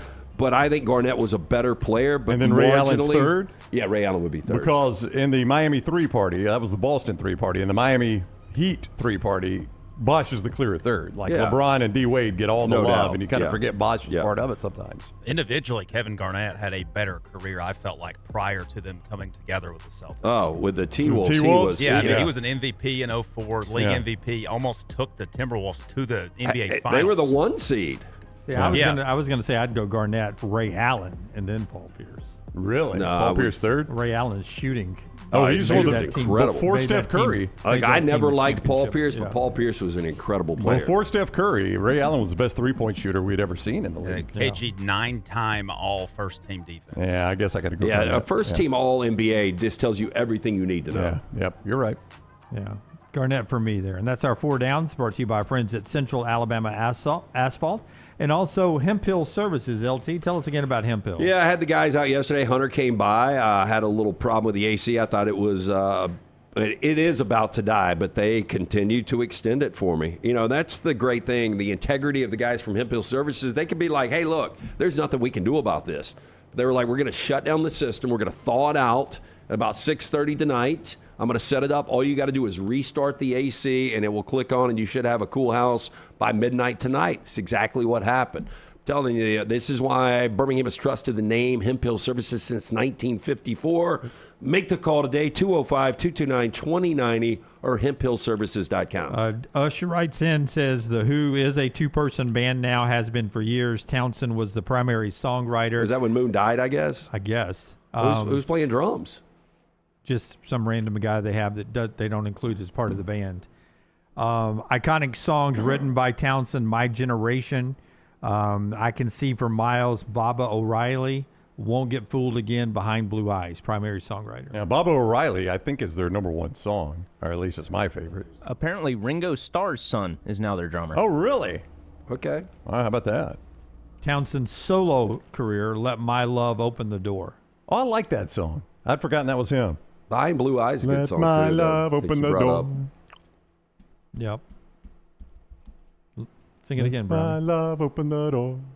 Just I don't exactly know spot any on. more lyrics, Jim. I thought you would take it to break. I will take it to break here. When we come back, we've got trash to get to today and a lot more still ahead on the show. Don't forget to always comment in our chat room. We love looking at those. And like and subscribe and give us a thumbs up. It's the Next Round, brought to you by our friends at Bud Light. Easy to drink, easy to enjoy. Follow Brownie on Twitter and Instagram at Ryan Brown Live. We interrupt this program for breaking news. From the gators of the litigation situation, insurance companies have a playbook. I repeat, insurance companies have a playbook. Deny, delay, defend. They know which law firms will fold and settle cheap. They are not on your side. That's corporate greed at work. At Alexander Sonara Trial Attorneys, we fight back. We have the resources, the muscle, and the will to take them on. And you don't pay a dime unless we win. They fight dirty. We fight hard. Call 659-777-7777 or hit up alexwins.law. Physical office location, Birmingham. Sterling and the fine folks at Champy's Chicken on Highway 119 in Alabaster want to welcome you in for a great lunch or dinner starting at 11 a.m. every day. Chicken that's brined overnight and cooked to order, and the taste of the Delta with those Delta recipe tamales. Champy's is perfect for all your tailgating needs this football season. You can also choose Champy's for your next party, wedding, or birthday. Great food, great people. Champy's Chicken on Highway 119 in Alabaster, and everything online at champyschicken.com. At Central State Bank, we are large enough to serve you and small enough to know you. Manage your money with ease, whether it's mobile banking, hassle-free checking, competitive loans, business solutions, or personalized financial advice. We're your hometown bank with big-time service. Visit us today and experience banking made simple, because at Central State Bank, you come first. Member FDIC. Never miss anything from the Next Round when you listen on demand through the podcast platform of your choice, Apple, Spotify, iHeart, or Google Podcast, wherever you listen. Always like, follow, subscribe, turn on automatic download so you can catch every part of the Next Round. Listen anywhere in the world, anytime on the Next Round podcast feed, and support the show by following, subscribing, and turning on automatic downloads on any podcast platform. Listen anywhere in the world, anytime on the Next Round podcast feed. Thanks for always making the Next Round a big part of your day. Storm season is here. Make sure you have a plan of action in place right now. Greg from Pell City and Storm Restoration Roofing should be your first call when storms hit. Insurance companies love working with Storm Restoration Roofing because of Greg Nelson's name and reputation in the industry. When storms hit, call Greg Nelson. He's local, 205-542-3531. He's the home of the free no-cost roof inspection. Greg from Pell City on Facebook, 205-542-3531. It's Storm Restoration Roofing. Remember the name Way to Wellness if you're battling weight loss in your life. I'm Jim Dunaway from The Next Round. There was a time I was over 216 pounds until Way to Wellness helped me lose 45 pounds, and now for over 2 years, they've helped me keep that weight off. Here's their website, aplanforme.com, aplanforme.com. That's a great name for a website because there's no cookie-cutter plan. Everything is designed specifically for you. No contract, no sign-up fees, and your first consultation is free at Way to Wellness. Hey, there's nothing worse than waking up to a plumbing problem. Don't get caught in a flooded house. Call the guys at Hemp Hill Services. Adam, Chad, and the team at Hemp Hill are the only ones I trust to fix it and fix it right the first time. Hemp Hill Services does it right and always at a fair price. For all of your plumbing, cooling, and heating needs, trust the name that Birmingham has trusted since 1954. That is Hemp Hill Services. Call now, 205-229-2090. That's 205-229-2090. Hey, Lance Taylor from The Next Round to tell you about one of our favorite places for breakfast, lunch, and dinner. That is Hamburger Heaven since 1982. Hamburger Heaven has been serving Birmingham's best hamburgers, cheeseburgers, French fries, hand-spun milkshakes, and sandwiches made fresh to order. All of their ingredients are fresh and prepared daily. This includes their beef, always fresh, never frozen, hand-pattied each and every day. For breakfast, lunch, or dinner, visit any of the 4 locations, Highway 280, Irondale, Gardendale, and Homewood.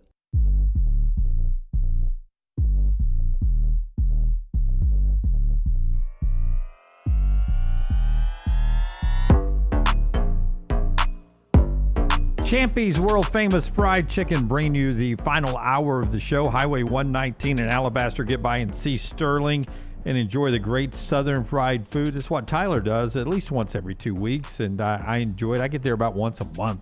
And the hand-cut chicken fingers. I mean, a lot of people are making a big deal about chicken fingers these days. There's no comparison to other places and Champy's chicken fingers, right, Tyler? I mean, Champy's just stands head and shoulders above everything else in town.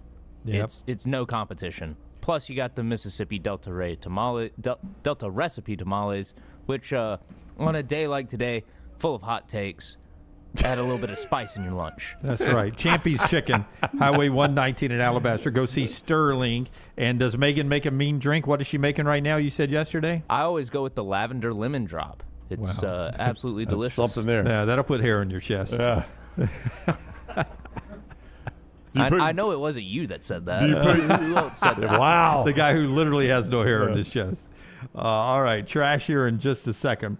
I did want to bring up this. Adam Scott has qualified for the U.S. Open.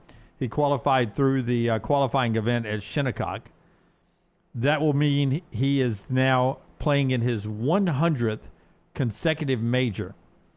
100 majors without missing for not qualifying or injury. Only one other person has ever done that. Jack Nicklaus, 146 straight majors from 1962 to 1998. What a run for Adam Scott. I mean, he's been a machine. 100th consecutive major, so 4 a year, and he's clicked them all now for a long, long time. He's only got the one major, the Masters, and I would dare say he's got fewer than 10 tour wins in that time, which is pretty crazy to think about when as much as he's played. But, I mean, the guy has carved out a tremendous career, and he's, like Jim said, he's been a machine. I mean, he's old in golf age. I mean, that's a lot younger guys out there, but Adam Scott has torn it out. How old is he now? Born in 80, so what is he? Didn't he have 45? Correct me if I'm wrong. You know, I hate the what is the mid putter? What is it called? Oh, the broomstick. Long way. He still got it. Didn't he probably lose tournaments because of his putting woes early? Oh yeah. He green to tee to green. He was fantastic. Yeah. Beautiful swing too. 14 PGA Tour wins. So apologies to Adam Scott. I shorted his career just a little bit. He won the 2013 Masters. He's finished third twice in the PGA, fourth once in the U.S. Open, and second in the Open Championship. But that was a British Open he absolutely gave away, unfortunately. You can watch the Blue Jays and Yankees tonight, 6 o'clock on TBS. Forrester, for the second time this year, watched his White Sox last night. Forrester, they win for you again? 0-2 with me watching live. Maybe I'll just not do that. Yeah. They are 24-23, 2 games back of Cleveland. A better year than we give Forrester's White Sox credit these days. The Tampa Bay Rays, my team, won again last night. They're 31-15 in 3 games ahead of the Yankees. Different payroll for them compared to everyone else. Only one other team with more wins than 30. The first team to hit 30. The Rays is the only other 30-win plus team at 31. The Braves hit 30 last week. They're 32-16 as they open up a series in Miami. So Tampa Bay and Atlanta, the only 2 teams 30-plus wins so far. A lot of teams knocking at the door, including the Dodgers, the Padres, and the Cubs, who all have 29 wins right now in the National League, and the Yankees themselves at 29-19. A little baseball fun going on at the Hoover Met, where Missouri led 7-2 going to the bottom of the 5th. It's now 7-6 as they head to the 6th in a run fest in the 9:30 game at the SEC tournament. While you're in town, all of our great sponsors, we invite you to go by and enjoy, including our friends at New York Butcher Shop, which gets us to trash. I was at the New York Butcher Shop yesterday. I had to stop by another client, Central State Bank. I was in there doing something, and I walked next door, and I was like, it'd be good on Monday night. Couple of fillets. We did the fillets last night. Just absolutely fantastic. But if you're looking to plan your Memorial Day meal, you got people coming over to grill out. Not only the incredible burgers that Brown told you about yesterday, but also the Boston Butt Cell. Hickory smoked, fully cooked, $39.99. Order yours today. You can pick them up starting tomorrow through the 23rd. Reservations only, though. The original location in Cabo Heights, that number 205-970-7300. And Greystone 205-703-8825. Rare quality, well done service. It is the New York Butcher Shop. And a couple of NFL things before we do trash. DC will host the draft this year. We've announced the home. We told you a couple weeks back who was going to get it. 2028 NFL draft will be Minnesota. They will get to host the draft, and I think we all agree when I brought it up on the show that that'll be a great place. Should be. Yeah, draft, I guess in May in Minnesota it can be really cold. Probably a crapshoot. But it should be, as far as the fan base, they're incredible. Yeah, I've heard Minneapolis is a cool downtown area. It is. And then we talked about it yesterday, but now it's official, 32-0 in the NFL vote. Nashville is the Super Bowl town for 2030. And a good sign they were going to get the Super Bowl is when they built what is the J.W. Marriott downtown, that big skyscraper hotel? Yeah, just a few blocks. That's always a precursor to you hosting a Super Bowl, having one of those hotels.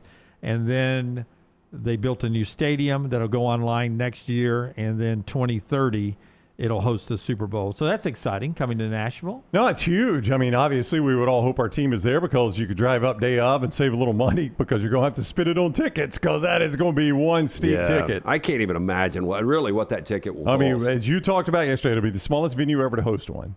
Or at least modern day, I guess ever. Well, I think it'd be the smallest ever hosted. Because even like back in the day when they were at Rice Stadium and places like that. Rice was massive. Yeah, in Houston. And then like the old Tulane Stadium was huge, right? First one was L.A. Coliseum, which I think back then set 90,000. And then when they played, the Dolphins played at Stanford. And that was a big stadium back then. That was the old Stanford stadium. Yeah, that's before they shrunk it down, And it's right now the trendiest city in America. Yeah, it is. Yeah, I mean, imagine how big it'll be by then. But it looks like they're not going to get Major League Baseball. Oh, seriously? I thought it was a given. About expansion in Portland, Salt Lake City, and Charlotte are the 3 names that get mentioned most. Charlotte over Nashville, huh? I wonder why. That's strange. Yeah, I'd much rather it be in Nashville. Oh, yeah. I don't know if they're leaving that open for – I mean, Tampa Bay just approved their new stadium. Yeah, y'all are moving. And back in Tampa, which I'm really in Tampa for the first time, which I'm excited about. So I'd always thought maybe Tampa would move to Nashville. So maybe they're keeping Nashville for a relocation and not an expansion. But it looks like Portland, Salt Lake City. Dale Murphy, when he was on with us in the Coca-Cola room, was talking about he lives in Salt Lake City and how the big push there is for them to have like a 23,000 seats intimate venue that is a new ballpark to host the Major League Baseball franchise they expect to get. I would imagine, I mean, much like Denver, though, that would be a very hitter-friendly city. Yeah. Salt Lake City. Would it surprise you if they went Portland, Salt Lake, Nashville, and Charlotte? That's a lot of teams. Feels like the Braves would have to.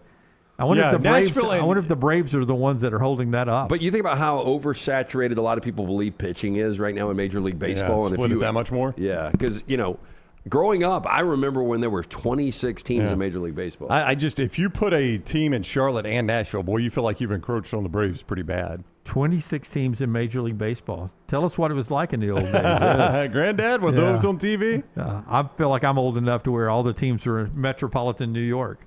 Took a subway to get to the road games. All right, that gets us to trash today. Tyler, let's hit it, man. Well, listen, we've got to do this. Let me hear you all say E-L-G-S-E-S, Eagles! Let's go, Birds! LT's Trash is presented by Bud Light. Easy to drink, easy to enjoy. We start first. Seems like we talk about spam and I'm talking about spam that you eat, the edible kind of spam. Yeah? We talk about it every 3 or 4 months on Trash. It's a good marketing department. Still haven't had it in years, but Spam has unveiled a new product perfect for the dog days of summer. Canned Meat brand is now making hot dogs. It announced on its website. This might be one of the least surprising things out there. Yeah, I think the big challenge here is, could you taste a difference? Now, the company described the Spam dog as a reimagination of the classic hot dog, bringing the Spam flavor to the new format. The Spam dog will officially debut at the National Restaurant Association show, which is being held May 16th to 19th in Chicago this year. The ironic thing about that, I would assume at the National Restaurant Association, you'll never be able to buy a Spam dog in a restaurant. I'm with Jim. I just wonder if I could taste the difference. In Spam and a hot dog? Yeah, if you just did a Spam dog and presented it just like that, could I tell it was Spam? It seems like we're fighting over the same meats at that point to put into the hot dog and into the Spam can. I guess it depends on if the Spam hot dog has the same consistency. That's it. The texture is going to... Yeah, I mean, just because it's wrapped, it's in that casing, I don't think you'd be able to tell the difference. I can tell you it's a different... I was going to say I could 100% tell you the difference between a Conecuh dog, but that's a totally different thing. That's a sausage, not even a hot dog. So, hey, speaking of hot dogs, I love to eat them when I'm watching baseball. You guys in the chat that follow college baseball, have they moved the fences in at the Hoover Met? Why are we got for the SEC baseball tournament? Because this Missouri Ole Miss game, and Missouri sucks. This is a home run fest. It's like one home run after another, 8-6 in the top of the sixth. It's like Wrigley, wind blowing out in Hoover today. Did they move the fences in a little bit? That used to not be a good hitter's park, no, right? it was a pitcher's park for sure. I think it was 340 down the poles, right? I think so. Six Flags theme park in Arlington, Texas suffered a power outage that forced attendees to walk downstairs on the side of the roller coaster track after the ride suddenly came to a stop. Well, yeah, my balls are tingled to answer your question. Definitely. Yeah. Now, viral footage you see right there from Six Flags Over Texas, making viewers a little squeamish, showing a line of park goers carefully making their way down a flight of stairs built into the side of the roller coaster track while being escorted by staff wearing hard hats. Now tell me, now tell me that it's a great floor, LT, where a great like GRATE, to where I can see that I can see all the way to the ground. Have you walked over that bridge in Gatlinburg? No. The swinging bridge. No. My gosh, if you're scared of heights, that damn thing is tough. Maggie walked out on that whatever that famous thing in Sedona is. Where it's just rock, that's the rock bridge. Yeah. She walked out on that thing. There were people taking their babies out of I that finally thing. walked out of the Willis Tower, where it's basically Couldn't like the ghost bar, like where you can see all the way down. Could not do it. You're right, Brent. I can tell from that one shot that is a great bottom there. Now, the power outage wasn't localized to a single ride, but affected the entire park, forcing it to close early on Saturday, May 16th. Doesn't make it better. I would ask the question. I really would. Am I safe sitting right here on the track in this roller coaster? I have no problem sitting here for a few hours. I mean, this girl's terrified. She looks like me. I don't blame her. I don't blame her. The guy in the hard hat's just waving to the camera. Hey! I mean, let me ask you. If they're like, we don't know when the power will be back on, but it's a clear blue day like that, no lightning in the area or anything. No, I think I'm walking. I'm trying to get down. Aren't the seat harnesses that come down like operated by the same power system. That's what they It tell is, you. but they probably, that's why the guy in the hard hat's up there. He probably has some They've got kind a of safety device. safety button. Can you imagine being stuck in that shit? I think I would so- choose. I would ask them, can I just sit here until the power comes back? I don't think they would let you do that. Yeah, to your point, the grate that you walk on, the Vulcan has that. I can't even walk out on that. Yeah, the Vulcan stuff. 100%. Same Yeah. way. Now, the park was able to open the next day, and the park is now open for all. Six Flags giving each guest who attended the park at the time free ticket for a return visit. And there's also an update to this. I think you give them a little bit more than free ticket. That's Do you the know last what thing I Delta want. gave me for canceling my flight the other day? What? They canceled my flight, and they gave me a $69 credit. Is that how much your flight was originally? What do you think? And I had to use the groom shuttle, and then I had to use Uber on top of the groom. So you spent more than $69. You lost money on that deal. Yeah, I spent $150 on the groomed shuttle. It seemed like they should at least cover that. So there's an AI data center that's brand new about. There's another AI one of those too, I'm sure. Yeah, it's like 15 miles from this park. Yeah. And one of the big criticisms about these data centers being built is they're siphoning power away from citizens who are already using it. It's siphoning away energy from the grid. It's all my son has been talking about. Really? Yeah. There's two in Las Vegas that I passed. And one of them is built close to an interstate and close to like a shopping area and residential area. And I asked my buddies, I said, what is that? And they're like, that's a data center. And I mean, it was a whole city block, and it looked like a prison. Like the security around it, like stone walls and barbed wire and fencing that shaped out to keep people from getting in there. I don't know what. No, you remember they protected the Whopper in War Games. So people are suggesting that the data center siphoned power from this, and that's why the ride died? I haven't Rolling seen blackouts. anything confirming that, of course, but I mean, it would make sense if you haven't had these issues before. Six Flags Over Texas has been there for decades, and Interesting. Now as soon as you got this big energy guzzler, Well, I bet you they don't build a data center within 500 miles of Disney World. Check me on this. They probably have their own. Texas is our only state that's on a different electrical grid than everyone else. California's not. I don't think so. God, I would think California would be, but I think Texas is independent power from most of the rest of the U.S. So a Tucson woman sentenced to nearly 15 years in prison. Oh, sorry, real quick. Texas is the only state in the U.S. that operates its own standalone power grid, known as the Texas Interconnection. And then the rest of the country is split into two massive grids, Eastern and Western. The Texas Interconnection sounds like a tag team wrestler group from the early 80s. The old Texas Interconnection. So Tucson woman sentenced to nearly 15 years in prison for her involvement in a plan to sell various illegal drugs, firearms, and fake Bouncing Betty landmines last year. Christina Gonzalez, 44, pleaded guilty in April to 2 Class 3 felonies in illegally conducting an enterprise and attempted transportation of a narcotic drug. She has faced 51 counts of various felony charges related to or selling or attempting to sell drugs and weapons, while also laundering money. She has been sentenced to 14 and a half years in prison, indicted on charges that included involvement in dealing meth, cocaine, Adderall, fentanyl, Xanax, also selling a Mossberg 12-gauge shotgun, 9mm Smith & Wesson. She was diverse. Yeah, 357th AR-15 rifle. Also trafficked in stolen cowboy boots and attempting to sell fake Bouncing Betty landmines. Now, if you want to know what the Bouncing Betty landmine is, I have no idea. Can you tell us what it is? So what it is it's got a initial charge and then a primary charge. And if there's more than, I believe it's 15 pounds of pressure on that initial charge, then that mine there will pop up about 3-4 feet in the air, and then the main charge goes off. So it pops up in the air, then explodes. So yes. So it's sneaky because you don't know it's down there on the ground, and then when it pops up, it tries to it goes for maximum effectiveness. That's because right. it's just filled with shrapnel. Instead of blowing your legs off when you step on it, it would pop up, hurt you and people around you. Could take out a whole troop. Exactly. What is the price point on that? Illegal.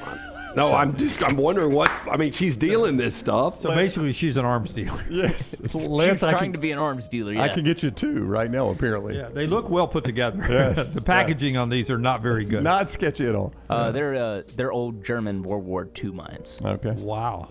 Daniel in the chat says, I did not think Kathy Griffin could get any worse.